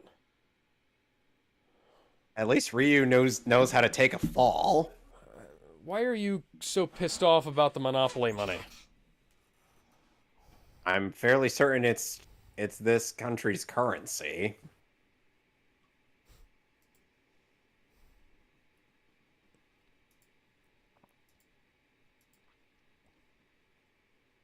So they live in Monopoly land. Perhaps they do.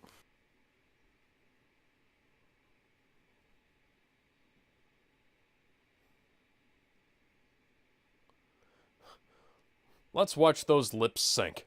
They do a better job lip syncing this in the English dub than they do in the Japanese version. Because trust me, there's quite a few bits in the Japanese version where they don't even try. Oh, yeah. No, I believe it. I fucking believe it.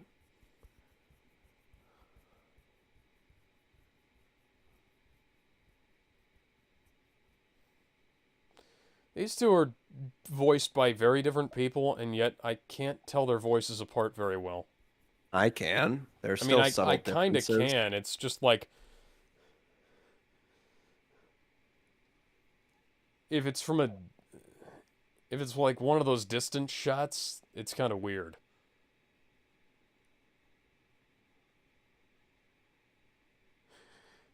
They sound distinct enough.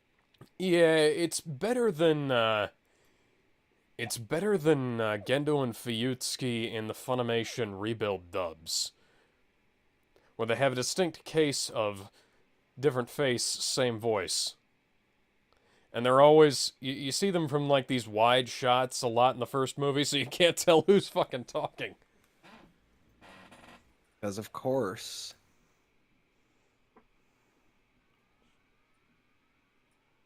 Finds a car. This must have been an interesting shot to animate. And your motorcycle. Oh, really, all they're doing is panning some rendered elements over a background. It's not really that difficult. You're And here we have back and forth. Oh, and here we have Thunderhawk voiced by Steve Bloom. Huh. Oh yeah, brother.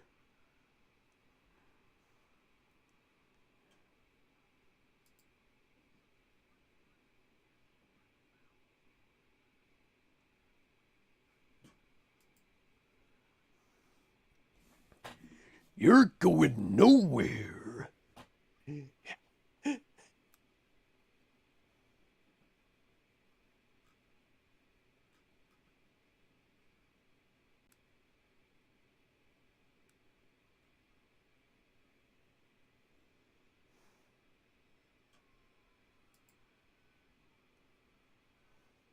Owie. Sadly, he doesn't do his famous dive move.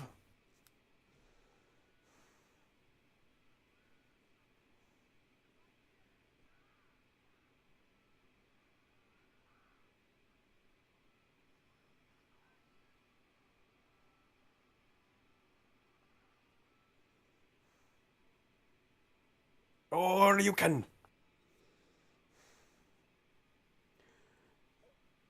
Kame.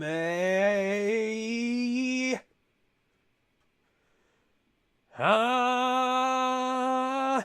May. So how is the music on your end? Non-existent, almost? Yeah, it's gone quiet on my end, letting the characters actually talk. Like, there's a little bit of... where it sounds like somebody's, like, waving a piece of sheet metal in the background. And sort of tapping on it. Yeah, and like I said on my end, it's just it's quiet.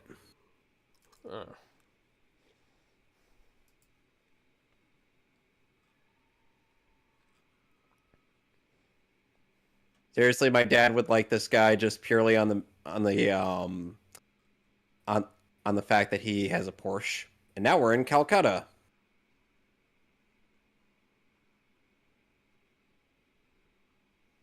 And now the music started up again. Now it sounds Egyptian for some reason.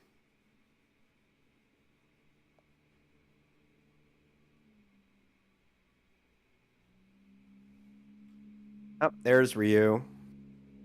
How long a distance did he have to walk from China to Calcutta? All of the distance. He never once boarded a vehicle.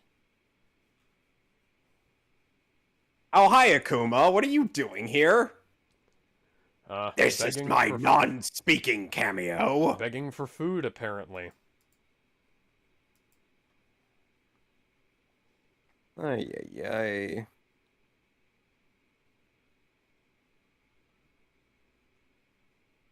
This has pretty much all the cast members from the Street Fighter 2 roster. But for the most part, a lot of them are just gonna kind of get into like one well choreographed fight, and we move on.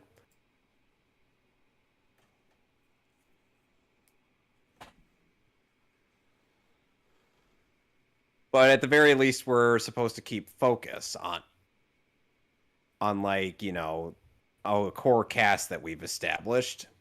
Oh no, there goes some shiny milk.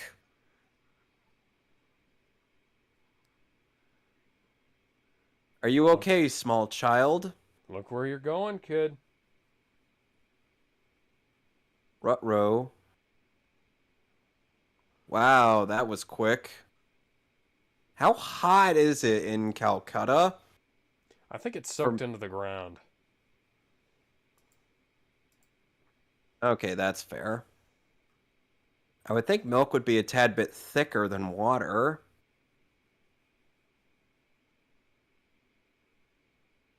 Wouldn't you? Yeah.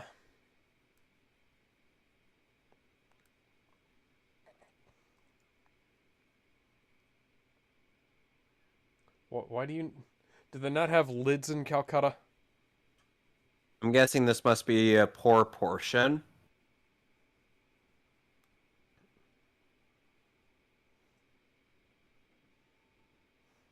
I reiterate. Like in the slums of Calcutta. Eh. So it's likely that that may not be the case.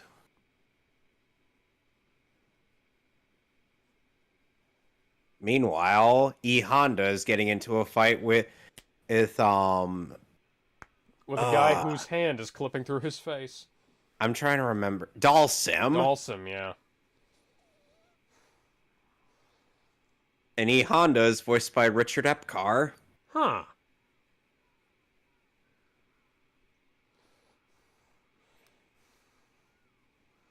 Ooh. Oh my god, it's accurate to the games. Yes, indeed. I like it. I like it a lot. E Honda has the weirdest body to have abs, but he does have abs. He is a sumo wrestler. Sumo wrestlers typically don't have abs, though. True. Like sumo wrestlers are like, world's strongest man competition, and they don't have like defined abs. They've got muscle under there, but they don't have. And now Dalsim is using some mind fuckery to try to beat E Honda.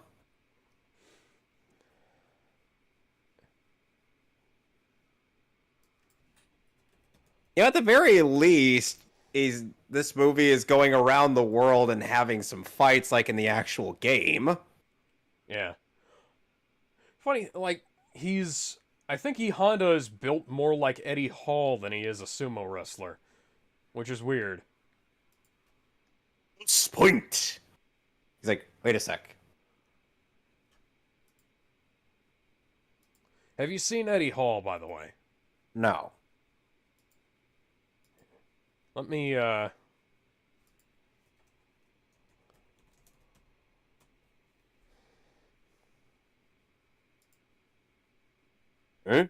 Where'd he go? Where'd he go? Where'd he go? Where'd he go?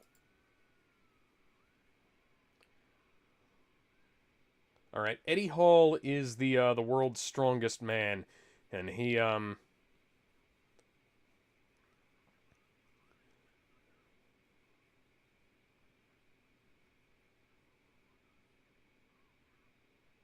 actually has like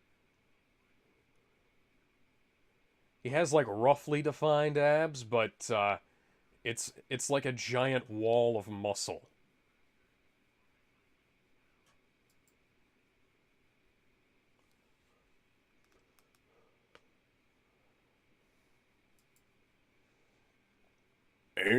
Where'd he go? Where'd he go? Where'd he go? Where'd he go? Meanwhile, In the Batmobile, another Terminator has come. How is the music on your end? dinga dinga dinga dinga dinga dinga dinga dinga dinga dinga dinga dinga dinga dinga dinga. You know I'm going to keep You know why I'm going to keep asking this question, right? Oh yeah. It'll especially... How does this android bleed? Because he's a Terminator. That's random. See, Ryu's feet the soles of his feet must be so hard that glass shards don't even register to Ryu. Oh, I have met some people who can do stuff like that. Were they practitioners of Shotokan karate? Yes, indeed they were. That would explain it.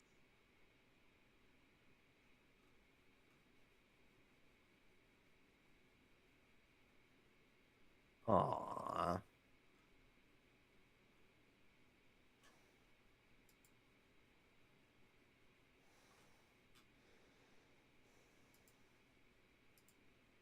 Eh?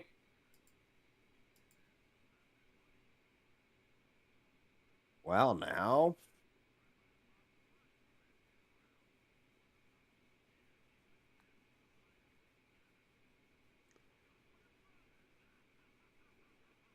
Well, he's not going to really turn down free money since he kind of... But I have a different mother and father from you who take the goddamn money. He's not going to turn down money since he kind of needs it to travel.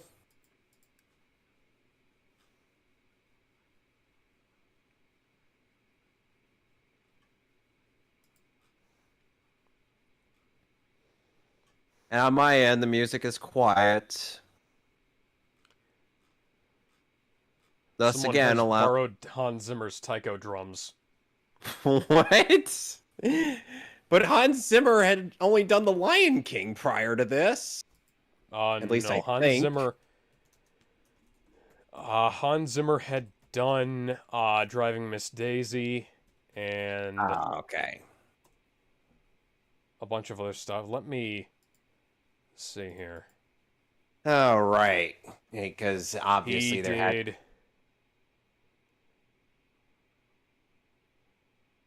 Story of Chapter 2, Success is the Best Revenge, Moonlighting, Insignificance, Okay, let me see if I can't find anything that might actually be... Okay, yeah. A World Apart, Paper House, Rain Man...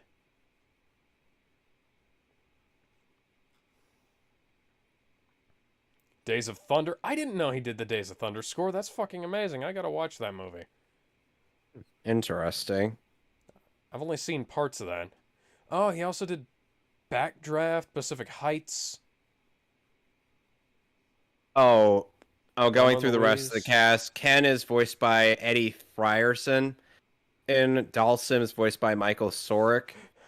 A League of Their Own. Saga is voiced by Peter Spellos. Balrog is voiced by Joe Ramersa. Cammy was voiced by Deborah Jean Rogers. He did the score for Muppet Treasure Island. Him? I didn't know that. His psycho power.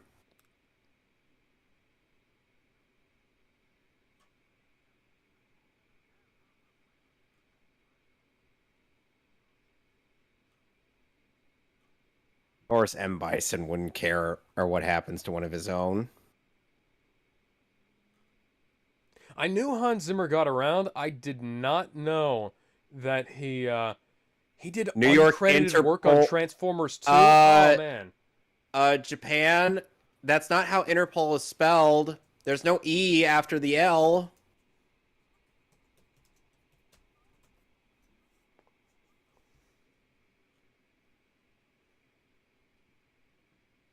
Oh dear, Cammy.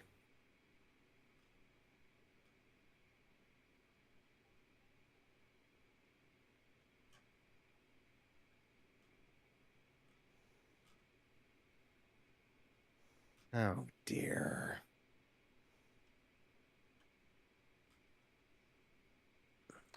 Master, master, master of puppets is pulling your strings.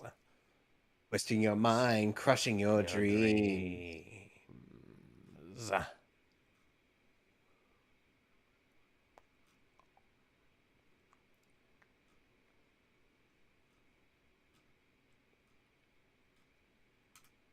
And the thing is, even though Bison is nowhere near as memorable as he is in the Street Fighter II live-action movie, he at least is more memorable in the dub of this movie than he is in the Japanese version. Or They just made him. They just made him like a generic villain. the The Chun-Li film. yeah. Fuck that movie. Speaking of which, Fuck that movie hello. so hard. Hello Chun-Li. Have you ever watched Legend of Chun-Li? No, but you've told me numerous times how bad it is. Oh, yeah. McBison. Oh, and if you've seen Trigun's English dub, Leah Sargent, the voice of Chun-Li, is also Millie Thompson in that dub.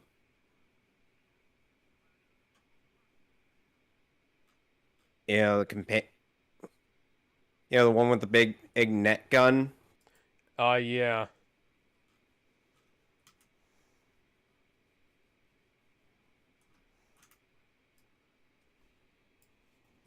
Ooh, using Guile's own quote against him. I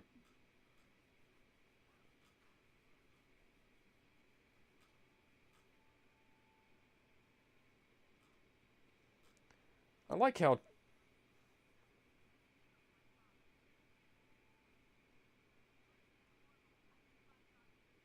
I like that they at least established this dynamic, a dynamic between Guile and Chun-Li. Yeah. Even if the latter isn't really going to do much later on in the film, at the very least.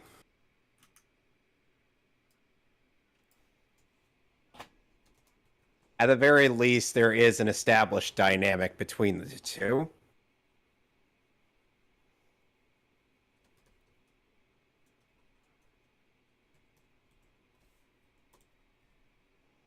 So they get to Los Angeles.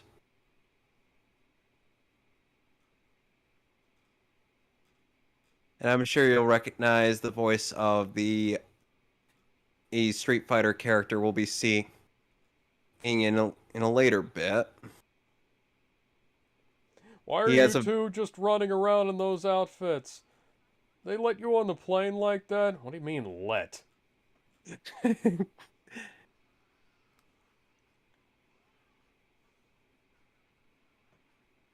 Now tell me, do you recognize this as who may voice DJ? It's kind of hard. Oh, that's Jet Black. Oh, Billingsley. Yeah. I was going to say, it's DJ...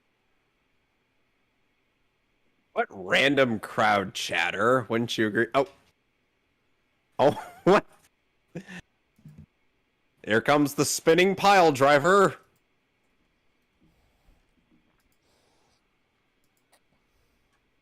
Scalp him? What?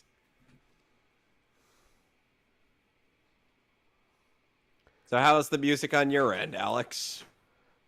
Constant guitar chords. Yeah, I got a bit of that on my end. And now Blanca's about to do a signature move. And Soda Popinski gets zapped. And we cut back to New York, where we have one of the best scenes in the entire movie.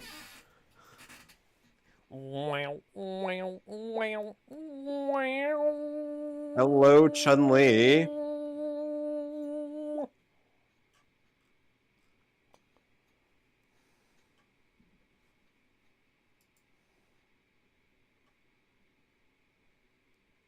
Oh, and since we're both watching the unrated version, and we'll get a bit more of her.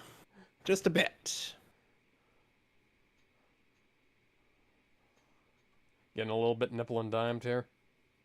Just nipple. That's the joke. Nipple and dimed. We're not getting her crotch. The crotch is not the... Okay, that's not part of the joke. Never mind.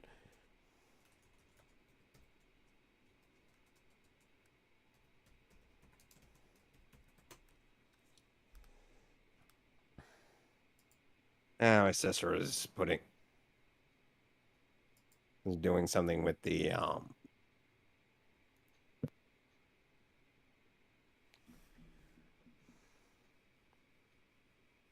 air fryer.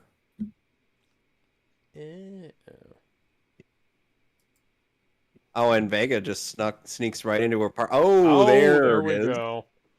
And that's more nudity than we saw in Suicide Squad. Hell to pay. Yeah.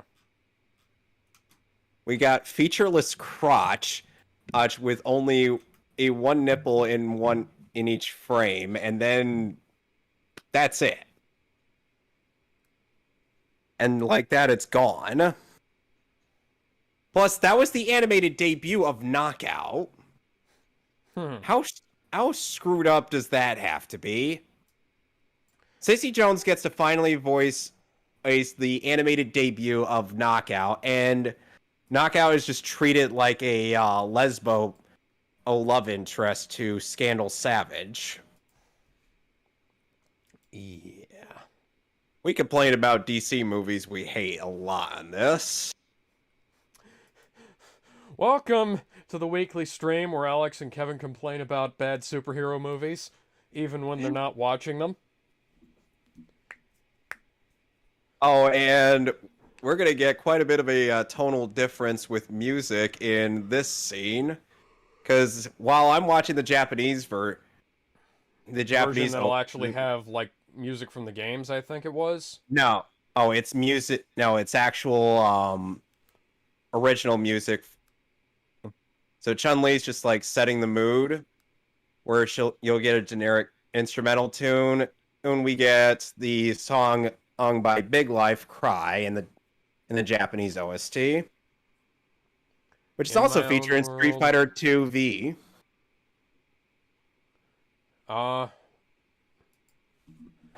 In my own world. Lyrics, just repeating. Yeah, this is a 90s trance song. Oh, and you'll be getting a actually decent song for your version of the fight. While the intentional soundtrack dissonance will continue on my end, and Alex's end, we'll get, after a bit, KMFDM's Ultra.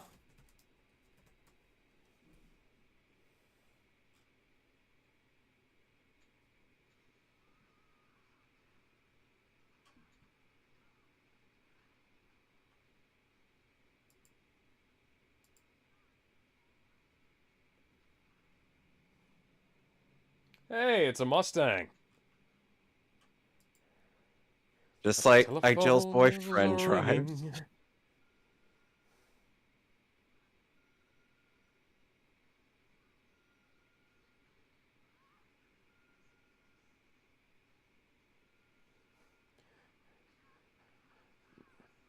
That is a lot of camel toe.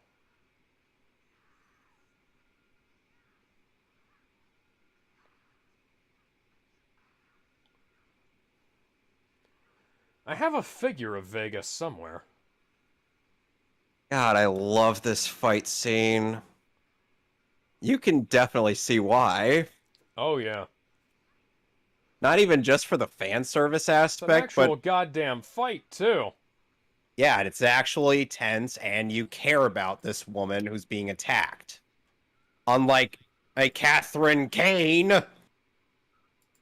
And of course, while the music picks up on your end, and mine just stops, and it'll pick up a bit later into a different song, an instrumental tune. Is to slowly peel the skin off the rabbits I catch, especially cute bunnies like you. And my friend here is thirsty for blood. More realistic blood, or at the very least, blood that fits more with the animation style than the Injustice movie. Eat. And she just picks up and throws the whole fucking couch at him.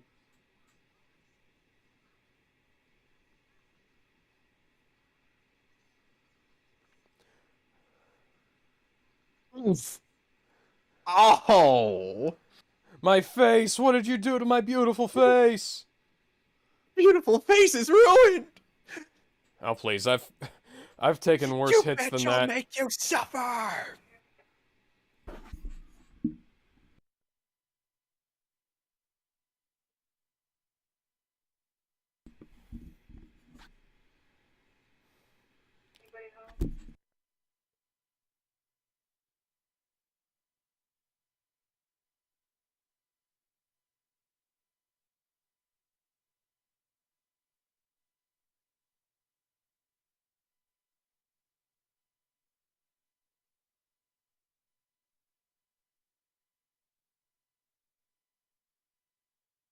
Oh.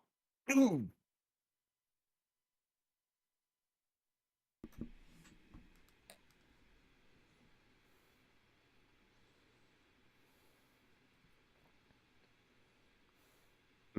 All right there, discount Wolverine. Time to finish this off.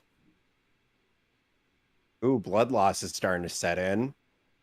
Yeah, blood loss is setting in for her. He's getting tired. This is actually a... Oh. Yeah, that's a good time to pull out your finishing move there. Catch, Guile! He's in the inside of the wall. What do you expect? And don't worry, Vegas somehow survives this. I'm not kidding. No, I believe you.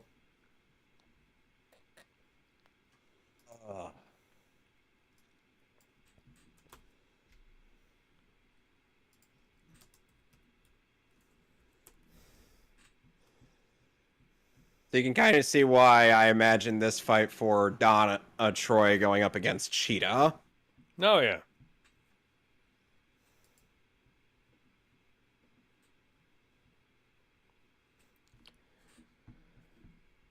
Oh dear, Chun-Li's out of commission, which means now they're really in a tight spot.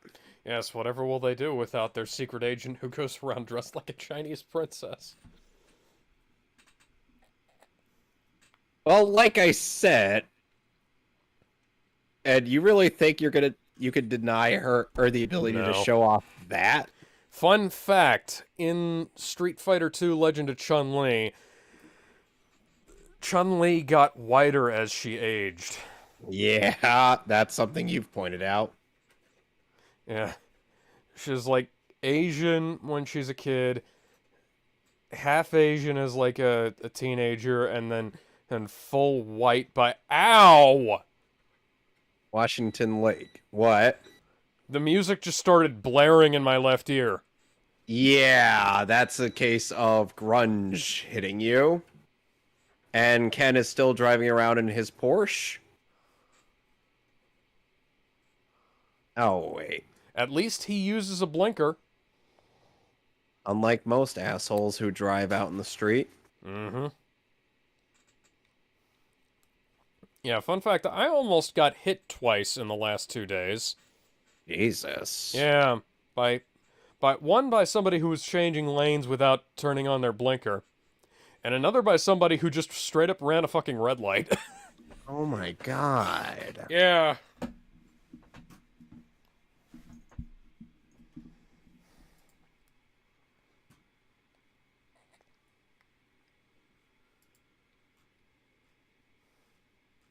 So the music is still grunge. Nah, it turned into like doo-dun, ding-dong, doo-dun, angle. Well, I've got an insert song on my end.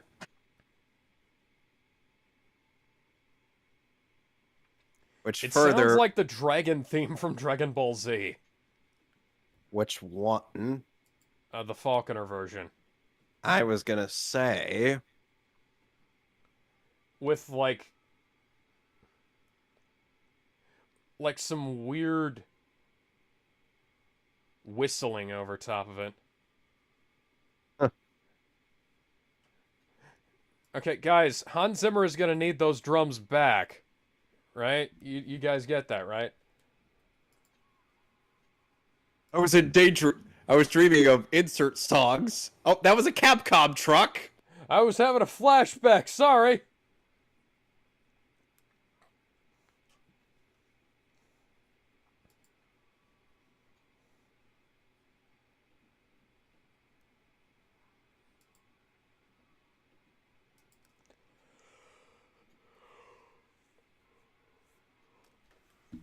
You know, at the very least, Eliza is open-minded to the fact that Ken is a fighter. Could you maybe put a filter over this so it sounds like it's coming off of his radio rather than just, playing non-diegetically? Ugh. Good thing the music stopped on my end. Like I did when I dubbed in radio music? Oy.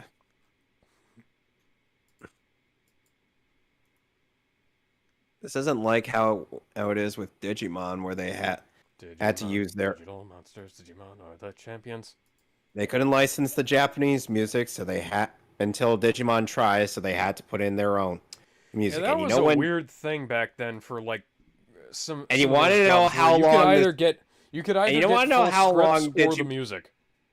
And you want to know how long until they actually got the rights to use the Japanese music in Digimon? How long? It took them until 2016 when Digimon Tri first came out.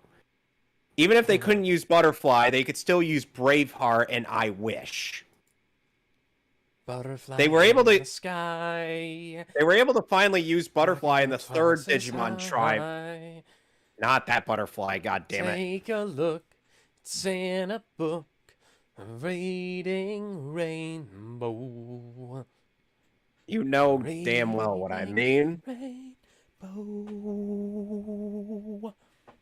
And Digimon Adventure, Adventure 2, Tamer, Earth's Frontier, Earth Savers, and Digimon Cross Wars all went... Oh my god, I'm being stalked by the Agents of S.H.I.E.L.D. Oh god, no. Considering Marvel vs. Capcom is the thing, that could very well be something that happens, because Chun-Li does join the X-Men. And Ming-Na Wen has been in both Marvel and Street Fighter. Yep. As two different characters. And I'm not making that up about Chun-Li joining the X-Men, because that does happen. You have the ability to overcome great fear. Welcome to the Green Lantern Corps.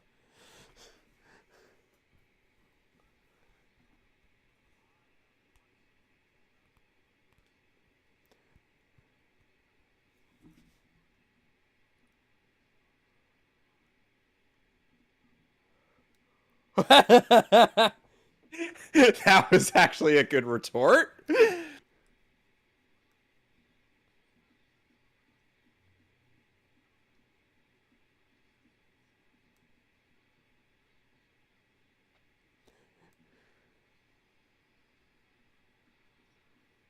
At least he undid the seatbelt instead of ripping it off the car. Whoop. I don't know if he does teleportation in the games, but I do know that Bison has a lot of absurd moves for a charge character. Oh yeah. Oh, it wasn't a punch. He literally lifted you on the wing of his plane and threw you to the end of it. Psycho this, psycho that. Where's the Sano power? Where's the sane people representation? What? Yeah, I call discrimination. You're discriminating against the normal-minded. What the fuck are you talking about, Ken? Okay, how is the music on your end? It sounds like music composed for a Sonic the Hedgehog game. Like a fight, like a boss fight. Meanwhile, it's actually giving an imposing theme for Bison on my end.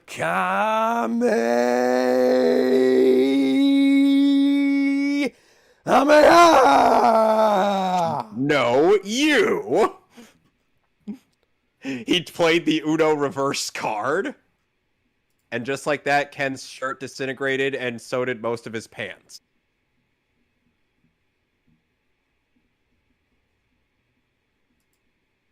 Oh yes, you'll be wearing the best fashion while you fight. Oh, hi, Steve Bloom, voicing this generic rando. Yeah. I mean, come on. On anyone... There's the Porsche. Unfortunately, Ken is not driving it. And it's out of gas. Dear God, Ken. What do they do to this beautiful vehicle?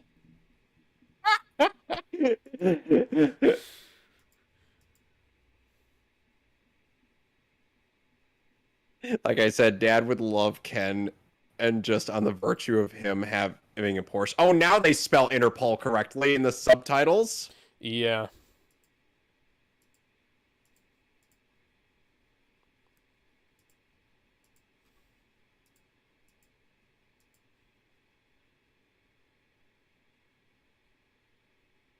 How do you feel about Thornton as Guile?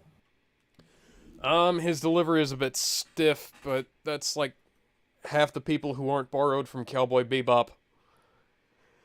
Kirk Thornton was in the first episode of Cowboy Bebop. And also, Bryan Cranston.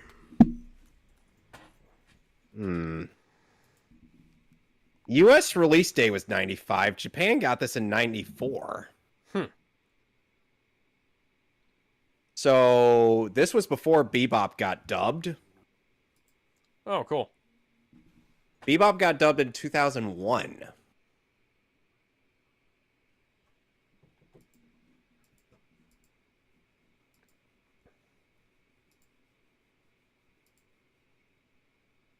You know who currently voices as Guile? Who? Travis Willingham. Huh.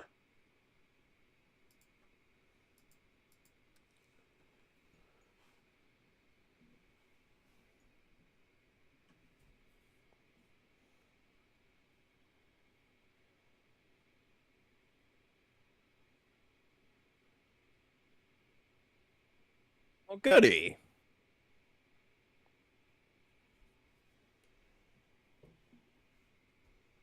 He's just gonna go say hi to Chun-Li. Did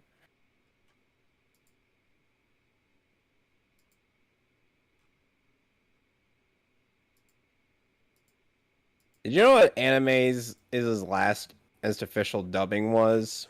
They were a Bandai group, weren't they? So I think it would have Yeah. been like 2006 when Bandai 2000 Visual 2000 shut down. 2008 with Code Geass as R2. Okay. He's gonna get a taste of the gun show tonight. It's interesting how Guile's sleeveless shirt changes from blue and green. Yeah. But then again, that's kind of a nod to the games, how Guile will And fluctuate between the company colors. closed when Kevin Seymour died. Yes, Kevin Seymour. Yeah, Kevin Seymour was quite the ADR director. Unfortunately, we don't get... I'm not sure if we get an ADR director credit in this film. Kind of a shame. Animes dubbed Resident Evil Degeneration, Street Fighter Alpha, Street Fighter 2.5, or 2V, whatever the fuck that is. Street Fighter 2V. It's the Street Fighter 2 anime. The Ninja Scroll movie. Bunch of the Gundam stuff. Oh, and apparently Tezuka's even though... Metropolis. Oh, and by the way, Ken is not anatomically correct. He's a Ken doll, if you will. Oh, they did Cicada. Castle of Cagliostro, one of the 50 or so dubs that movie got.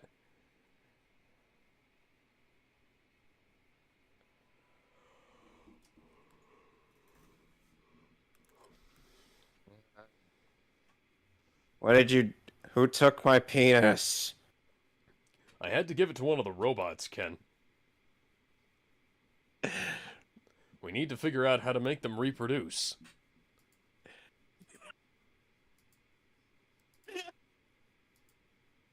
Why? Why is this headcanon in something we may end up going through with? Oh.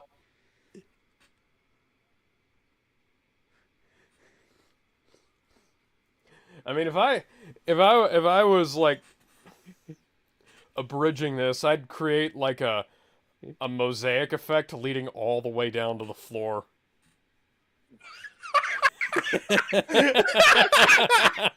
What? Because that'd be fucking hilarious. Oh my god, how would he even contain all that? It's called a jock strap. He must have a pretty big one. It's bigger on the inside, don't you know? Bigger on the inside, it's bigger on the inside.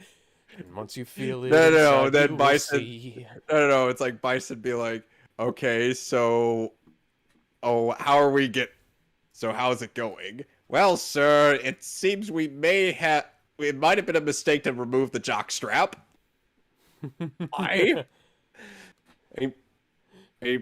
You may want to see for yourself. And for anybody who calls bullshit that would have drawn blood, I have been barely grazed by finger and toenails and wound up bleeding all over my gi and the mat. The forehead is full, and I mean full of blood vessels. Like pro wrestlers used to hide... And this is the explanation for how Ryu got his headband? Yeah. Pro wrestlers used to hide, like, razor blades in their mouth and hands and gloves and stuff. And then, like slash their foreheads to make make themselves bleed. So do you feel like that's a plausible explanation for why Ryu wears a headband? Yeah. Is there, like, some really dumb explanation of it in some other media? I don't know. Because I think this is the most we're getting out of that.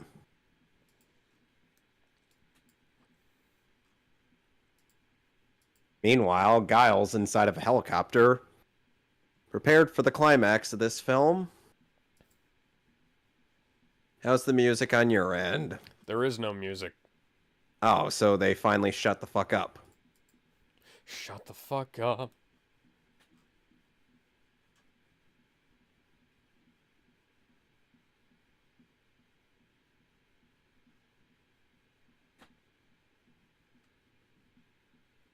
Oh, so that's what the M stands for. I thought it Yeah, stood for Mikhail. they sometimes say that the M is Master Bison.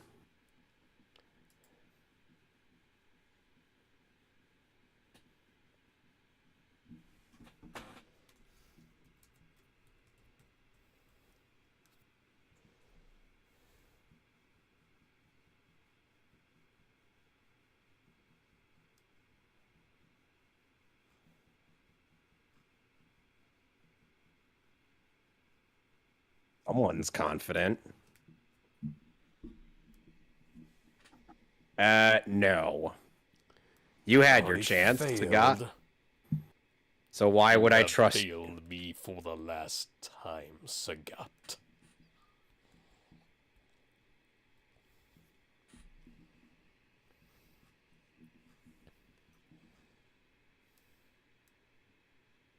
I'm begging you.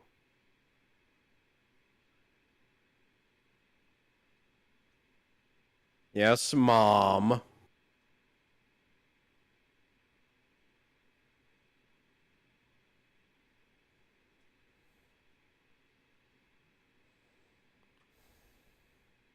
And since Balrog has yet to fail Bison in this movie, he's going with him. Minus his boxing gloves. Even though he's a boxer. Yeah.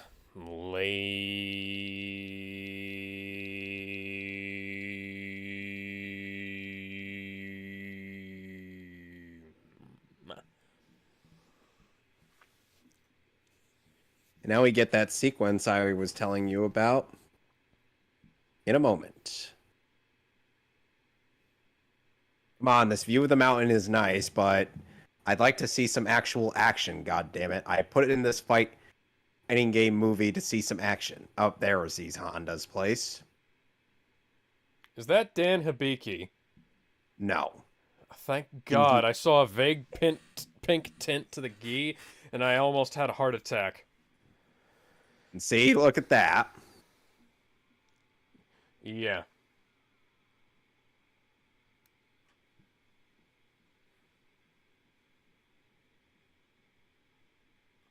And see, he didn't. And see, he didn't. And make his knuckles bleed. Or his feet, for that It's matter. almost like it's not really that difficult to not have your knuckles bleed when you're doing something like that. Especially if you're a trained martial artist, Batman! Ay, ay, ay.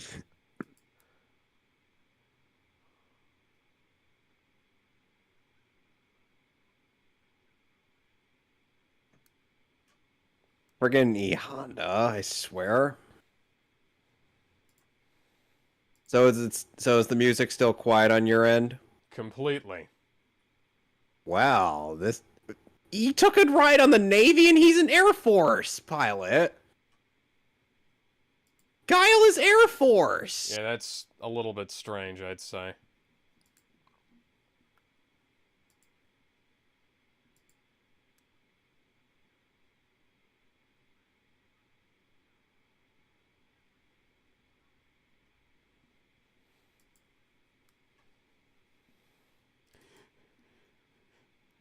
God damn it.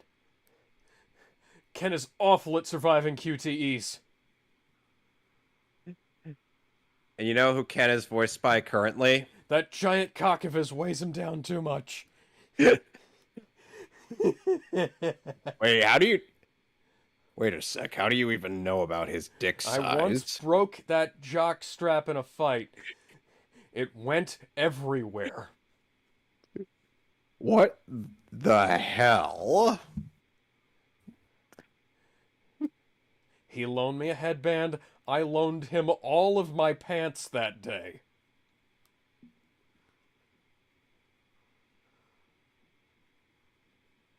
I didn't think Guile's haircut is inspired by an actual Nazi from JoJo. Rudolf von Stroheim.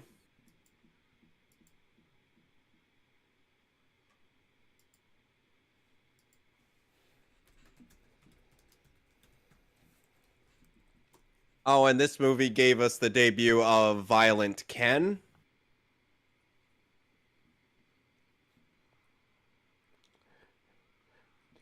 Oh my god.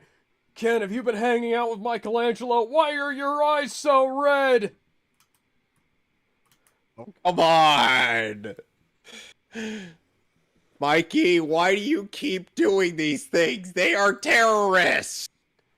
Well, I thought that if I maybe just give him a bit of the, No! a bit of the, Just... the old magic dragon, that they'd mellow out, dude. They'd like calm down and see the ways of reason. How does a blow to the head not knock you out?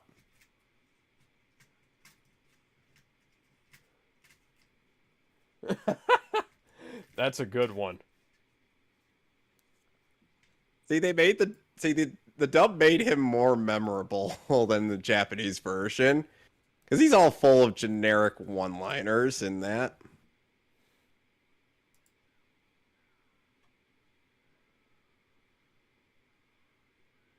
Whoop! Just throws him off balance. There's the lazy eye. Oh my. He's got 2 lazy eyes. Part of me has to assume that that's intentional.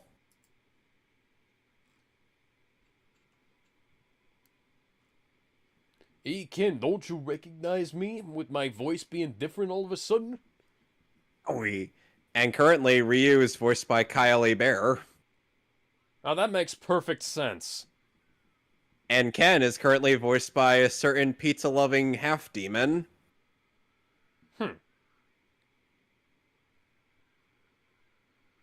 Skoy! Why did the boxer not bring his boxing gloves? I don't know. Wrong, Guile. Stop trying to hit me and hit me already. It's not like he didn't have time to prepare.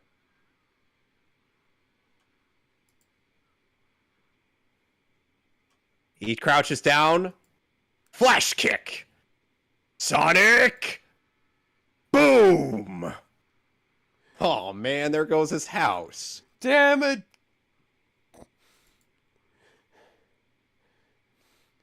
Fucking Americans coming into foreign countries and fucking the place up. This is like a metaphor for Vietnam or some shit.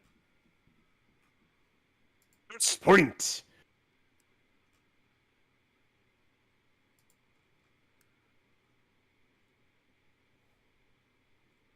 Oh, by the way, they survived this. Of course they do. Oh, and fucking, the music. Fucking Sub-Zero didn't, but these guys do.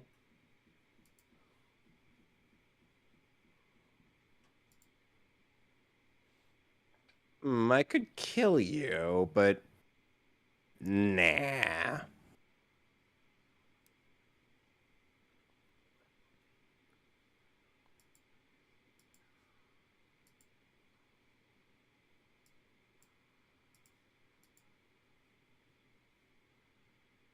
So the music is quiet on my end. And then picks right up with an organ.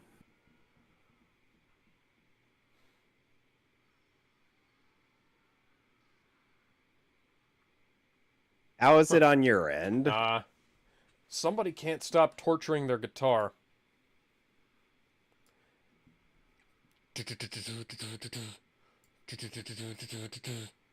So nowhere near as emotional. I can't remember where that riff is from. He sees the headband and starts to have memories.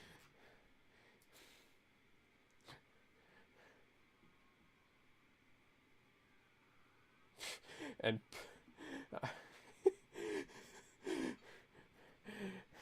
oh, he starts to break out of his fucking trance because the headband. That's stupid. That's lame. It should have been something sensible, like their mother's having the same name or something like that. The headband at least makes sense. Unlike some random trivia. Granted, I've started to understand that scene a bit more, but come on, guys.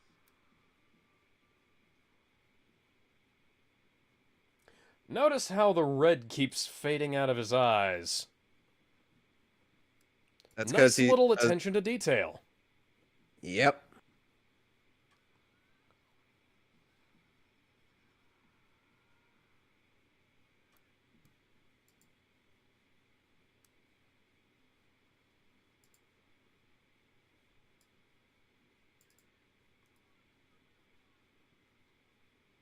And now the red is gone from his eyes.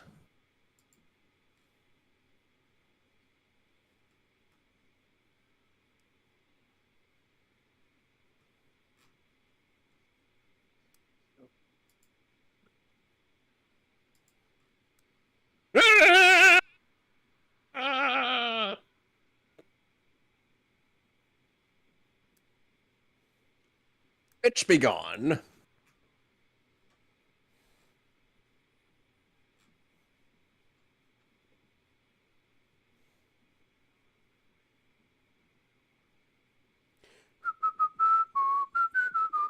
But he's not holding up the power sword. And I say, hey, yeah, yeah, yeah, yeah, hey, yeah, yeah. I said, hey, hey, hey. What's going on? Did you not, when Jill saw me watching this movie again, and she was like, it's still going? I'm like, yes. It's longer than an hour and a half, so come on. What do you want? I would hate to see how... Justice. 78 minutes. Guys. Fucking hell. We can have movies that are longer than an hour and a half. We can have movies that are actually an hour and a half long. Yeah. That aren't live action, mind you.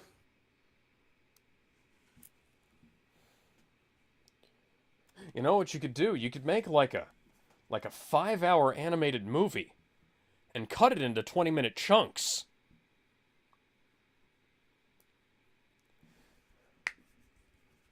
Almost like some kind of animated series.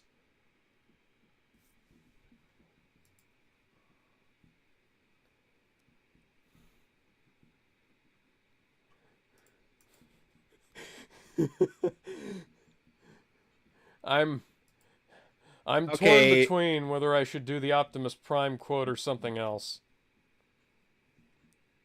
How would our M. Bison even sound? I don't know. Why is Goken not on screen? I don't know. That's something that's always bugged me. I'm guessing they probably... No, wait. I think they might have...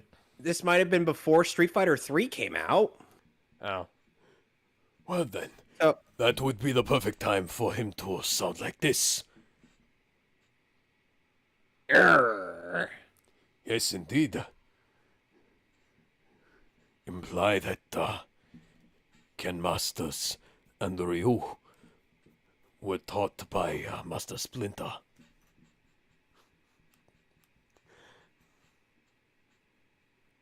That'd be really dumb. But it'd be a good joke. When Bennett the Sage reviewed this, it's like he cut out quite a bit of context regarding Ken and having to struggle to get up after Bison blasted him with psycho power. Our made it seem like Ken was dicking around while Ryu was getting the crap beaten out of him. Yeah, that's you know, if you want to make jokes, make an abridged series. If you want to make a review, have a review. Oh, and he was originally going to make a joke about Mickey Rooney. He's quote unquote Japanese. He's in regards to Ryu's statement and to Fei Long, but then he's like, "Oh wait, never mind, he's dead." And so I can't do that. I'm like, you had a joke. Oh, but you decided to kill it. It's funny how Ken's hair goes from, like, yellow to orange across this movie. It's weird how they animate blondes. Because I know Ken is supposed to be blonde. Mm-hmm. Even Weird Face Ken was blonde. That's what we call Street Fighter V Ken. Banana hair Ken? No, Weird Face Ken, because his face was the worst thing about that design. I would have dwelled on the banana hair, but that was the least of the problems with that game's design and graphics. Besides the dangling objects, it's just waving around goddamn everywhere. Flipping through all the things. Do you remember how Chun-Li's boobs moved in that, where they like jiggled in counterclockwise circles from each other? Oh my god, so she had sentient boobs. Yeah.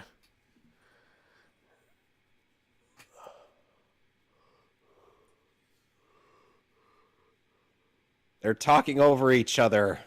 Give birth to yourself. I don't want to do that. Spider-Man did that once and it was horrifying. Look, do you want to learn how to punch people with a fistful of flame?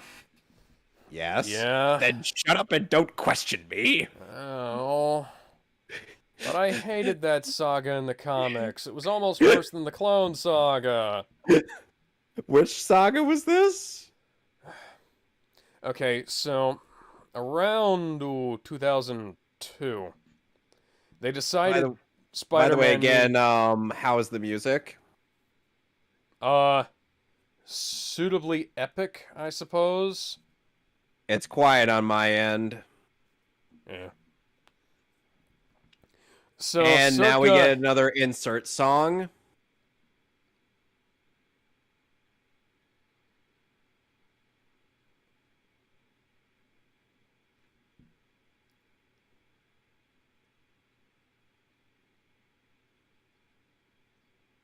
Everybody looks like they're jacked from JoJo Part 3. That reminded me of Dragon Ball Z right there, but yeah. Yeah, so around like 2002, 2003, they decided they wanted to redesign Spider-Man, and rather than doing it in any way that made any remote amount of sense, do you want to know what they did? What? So, basically, Peter died, busted open his own body, and gave birth to himself. He just did a triangle hold to get out of Bison's grasp. Mm-hmm. And, after that, he had the ability to spin organic webs and do a bunch of other shit. And he also had, like, a slightly different design and art style. So this was a tad after Sam Raimi's first movie? Yeah. Fun fact, James Cameron is the one who convinced Sam Raimi to do that. And it became iconic because of it. And people have wondered, for years now, why the fuck Spider-Man didn't produce organic webbing in anything else.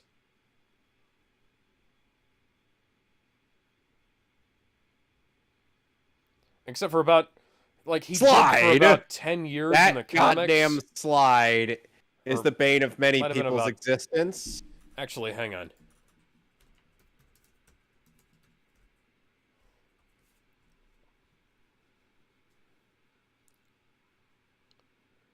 Okay, it was about 6-7 years in the comics, I think. I think it was about 6 years. So Spider-Man had organic web for about 6 years in the comics. Then they went back to the web and Joe Quesada wrote One More Day, and Spider-Man lost everything that made him good. Mary Jane Watson, they were no longer married. Spider-Man could no longer shoot organic webs, even though he'd been shooting them for the better part of a decade by that point. And now they're about to do... Oh yeah, fun fact. They recorded 2 different versions of the English dub. Hadouken! They recorded they recorded a version where they said all of the attack names in English. That has never made it to home video, but you can find it on Twitter. Really? Yeah, I think Discotech posted it on their website Cool. and their Twitter. Oh, look, Honda's alive with both Balrog and Guile in his arms. I'm like, are you kidding me? Do you have any idea how far they fell off?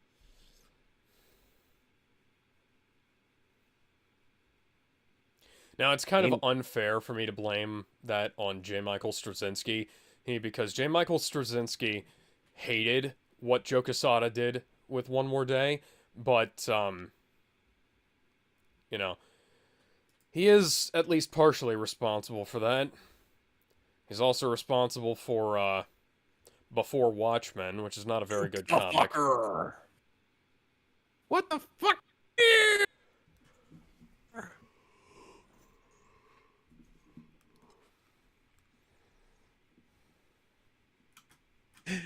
No, it's like, all right, we all ready? Yeah, let's nuke the fucker. And then cut to that explosion.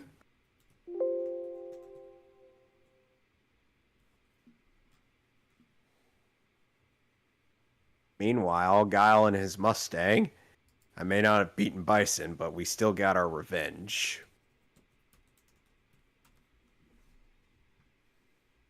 Oh, gee, that doesn't sound anything at all like Chun-Li.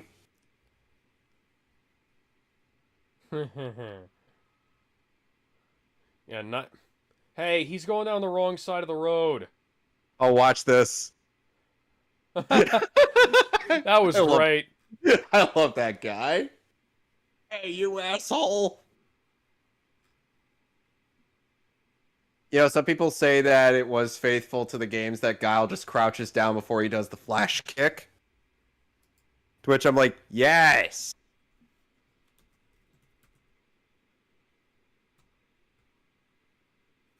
Oh no, Chun-Li is totally 110% dead. Oh yeah, and do you want to know what happened with, do you want to know why all that crazy shit happened with Spider-Man and with, like, the mutations and shit? Okay. Yeah, she's definitely dead.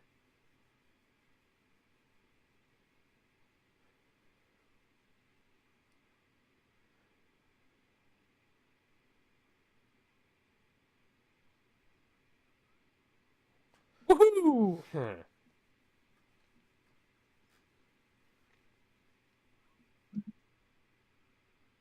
Oh my god. No wonder people ship them. So at some point in time, the Spider Totem storyline came around, which is absolute dog shit. And a character called the Queen showed up. And, Yeah. basically she transformed Peter into the Man-Spider. What? Yeah, the Man-Spider. Or the spider that was once a man. And he broke out of the spider with the ability to produce organic webbing, had additional super strength, I think on top of his existing super strength, and a heightened spider sense and shit like that. Yeah, basically, this was around the time that they were, running out of ideas. No, they had... Somebody had the brilliant idea, and by brilliant, I mean fucking retarded idea, to try and make the spider bite mean something. This is around the time that they introduced shit like Arachne and Madam Web and all kinds of bullshit that really doesn't... Oh, we're right at make the a end of whole the lot movie. sense. Yeah. At least it wasn't nearly as bad as the fucking Spider-Man musical. Oh, Turn Off the Dark? Turn Off the Dark, done by a bunch of fucking assholes. And Done funnily by- enough, Deadpool actually makes reference to that. Oh yeah. Have you do you know what all was involved with that? Okay, so basically Julie Taymor, the main director of that show, had been watching a bit too much of Disney's Hercules, I think, before she was approached by Bono, Edge, and Sony about making a Spider-Man musical. So she basically rips off a bunch of shit from Disney's Hercules, up to and including the weird Greek chorus bits. Oh, hello. Hi, Bison. This makes no sense. Shoryuken. Oh, and in the dub soundtrack, it ends with corn. Yeah, it's in the process of ending with corn. I'm gonna take those headphones off now. Yeah, I'm gonna go 9 out of 10 on this. Yeah, it's a 9 out of 10 for me. Yeah, so Julie Taymor had this brilliant idea of having, Spider-Man basically she be like this idea of like a modern Greek god kind of thing, because she thought, oh, superheroes in modern day mythology, so let's go ahead and like make that a fucking thing. And Green Goblin, they took some influence from the Raimi movies. He's Green Goblin, dies after a little bit, and then Spider-Man goes on to have some more adventures and shit like that. Then the musical kind of flopped, so do you know who they brought in to make it worse? Ooh. Roberto Aguirre Sacasa. Oh my god. Do you know who that guy is? Who? He's responsible for the absolute mess that is Riverdale and some of the worst episodes of the worst CW-verse show, Supergirl.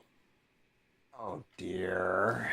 Yeah, Roberto Aguirre Sacasa is like, he's this, he's like a demented theater kid. He's like if when I was 10, got the production power, backing, and money of Warner Brothers, and were just allowed to do whatever the fuck I wanted to. If you were allowed to do whatever the fuck you wanted to, then Warner Brothers wouldn't have tried to screw over Zack Snyder. Well, no, but, like, I'm saying, like, when I was 10, Zack Snyder was not making DC movies. Yeah, you would have wanted to make like, some of the most bizarre fan fiction of DC. Yeah, well, I've told you about my Matrix Sonic the Hedgehog James Bond crossover. That would have been an impossibility. I would have had to go through a lot. Yeah, I would have had to get MGM, Sony, and Warner Brothers on board for that, and that would have been damn near impossible to make happen. Yep.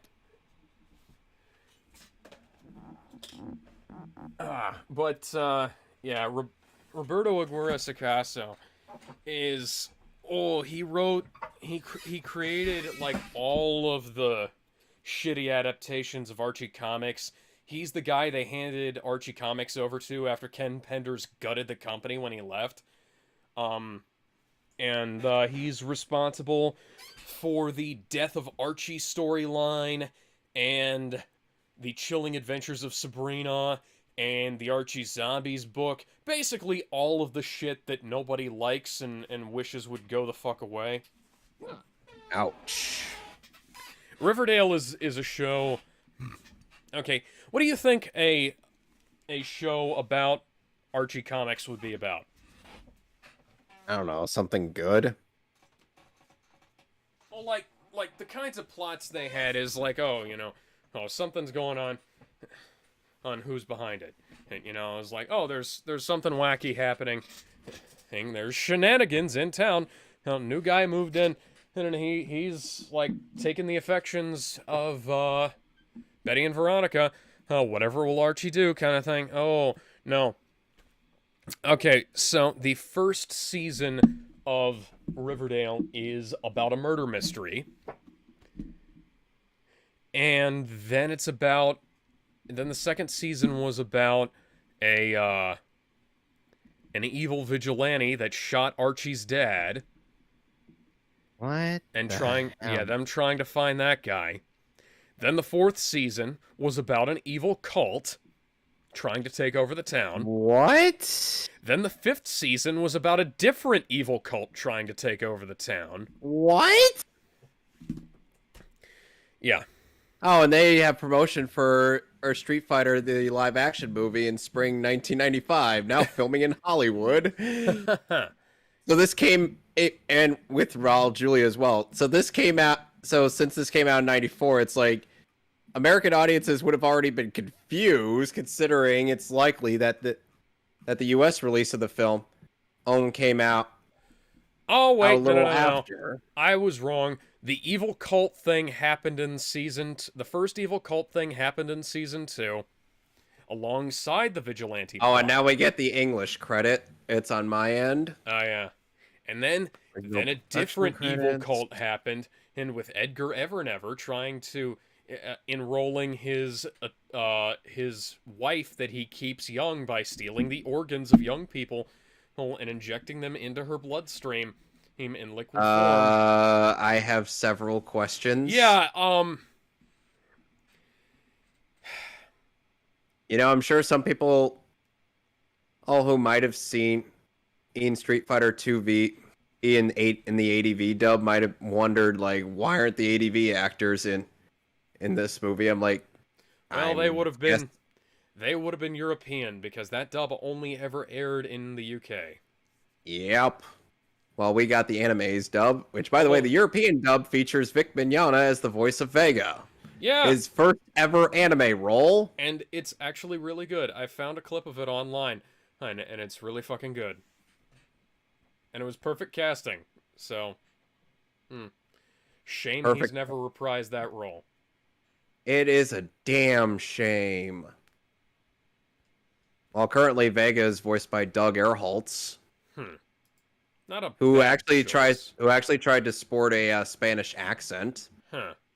Perhaps yeah, I Archie- am a ghost. Archie got sent to jail at one point in time. Photography Studio Gallup. Oh boy. Archie got sent to prison in one of the seasons where he was forced to participate in Hunky Boy Fight Club. What the hell? After that, he escaped prison and lived in the woods for a while, where he got mauled by a bear and used his boxing skills to beat the bear up and leave. What? And he came back to town after his name was cleared. Then he went off to war for a while. Came back to become a firefighter. Archie Andrews can never keep his fucking shirt on in that goddamn show for some reason. Jughead. Kevin Seymour did do the AR directing on this. Oh, cool. And Jughead is built like me for some reason. Kevin Seymour did provide his voice for a few of these characters, but of course, since this is an LA dub, good luck trying to identify all those aliases. Oh, yeah. And oh boy. Then every season they have at least one musical episode. Oh god, all this awful music that I thankfully wasn't subjected to in my version. Betty Cooper Except for Ultra. Ultra was actually okay. Betty Cooper strips so that she can join the gang that Jughead is the head of. Oh, by the way, Jughead's the head of a biker gang.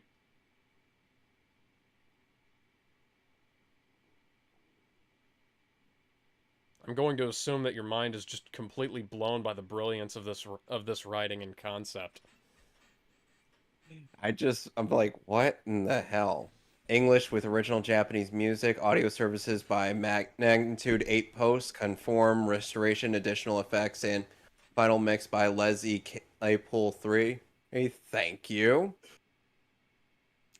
Let me see. Thank you to you guys for actually taking effort in loving memory of Mary Hartel. Trying to see if I'm missing anything. Oh yeah, Archie becomes the head of 2 different vigilante superhero organizations. What? Uh, Excuse me, what? Betty was like a 15-year-old cam girl with a black wig at one point in time, called Dark Betty. What? And she had the I serial killer thought this was gene, a but I thought this was a newspaper comic strip. What the fuck is going on with this? yeah, that's the Riverdale TV show.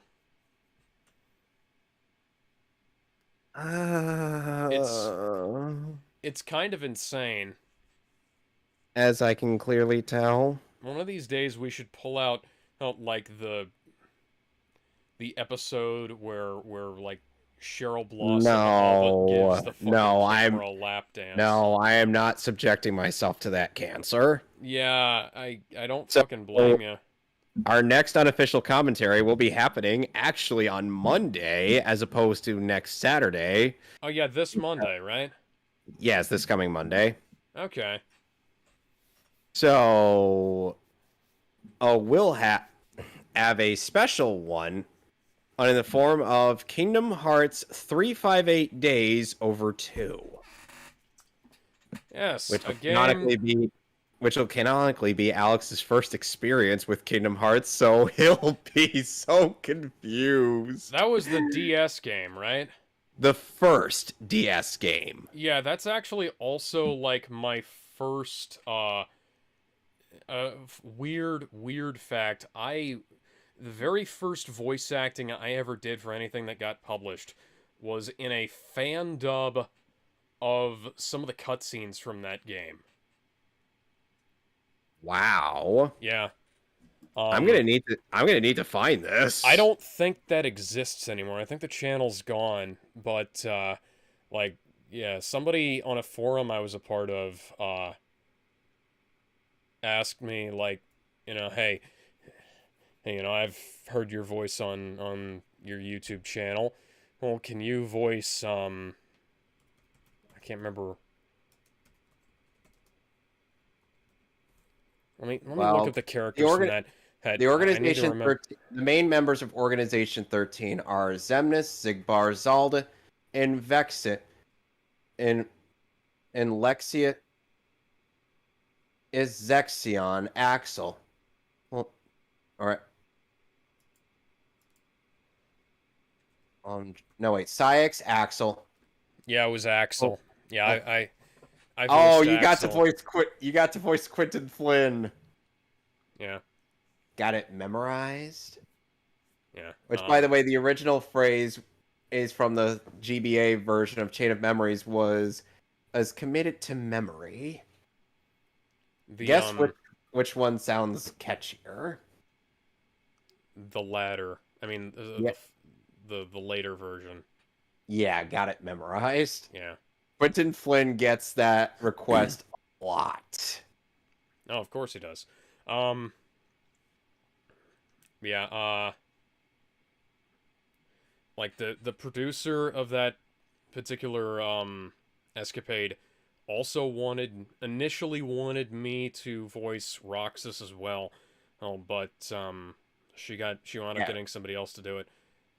Yeah, Roxas is being the main character of 358 Days. He's over 2. My range at the time wasn't quite as refined. I didn't have quite as well of a grasp on that. Makes sense. I can't remember who played Roxas in the final version, and because like that would have been. God, that would have been. The game came out in 2009. Yeah, that was 13 years ago. So you would have been 11. Yeah. See, I've got the math skills. Yeah. Okay, so now that that's over with, we'll see y'all on Monday with Kingdom Hearts. And And we'll see y'all next week with Fatal Fury. Bye.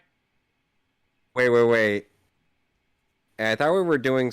No, wait, we were doing Thor. Thor? Oh, yeah, Thor. No. Oh, Fatal Fury is coming after Thor. God damn it. You should clarify these things. Okay, I went and forgot about Thor. Like people done forgot about He's literally the last as Marvel animated movie we've got to deal with. Yeah, and he'll look nothing like he did in his first appearance in this universe. Anyways, next is Thor Tales of Asgard.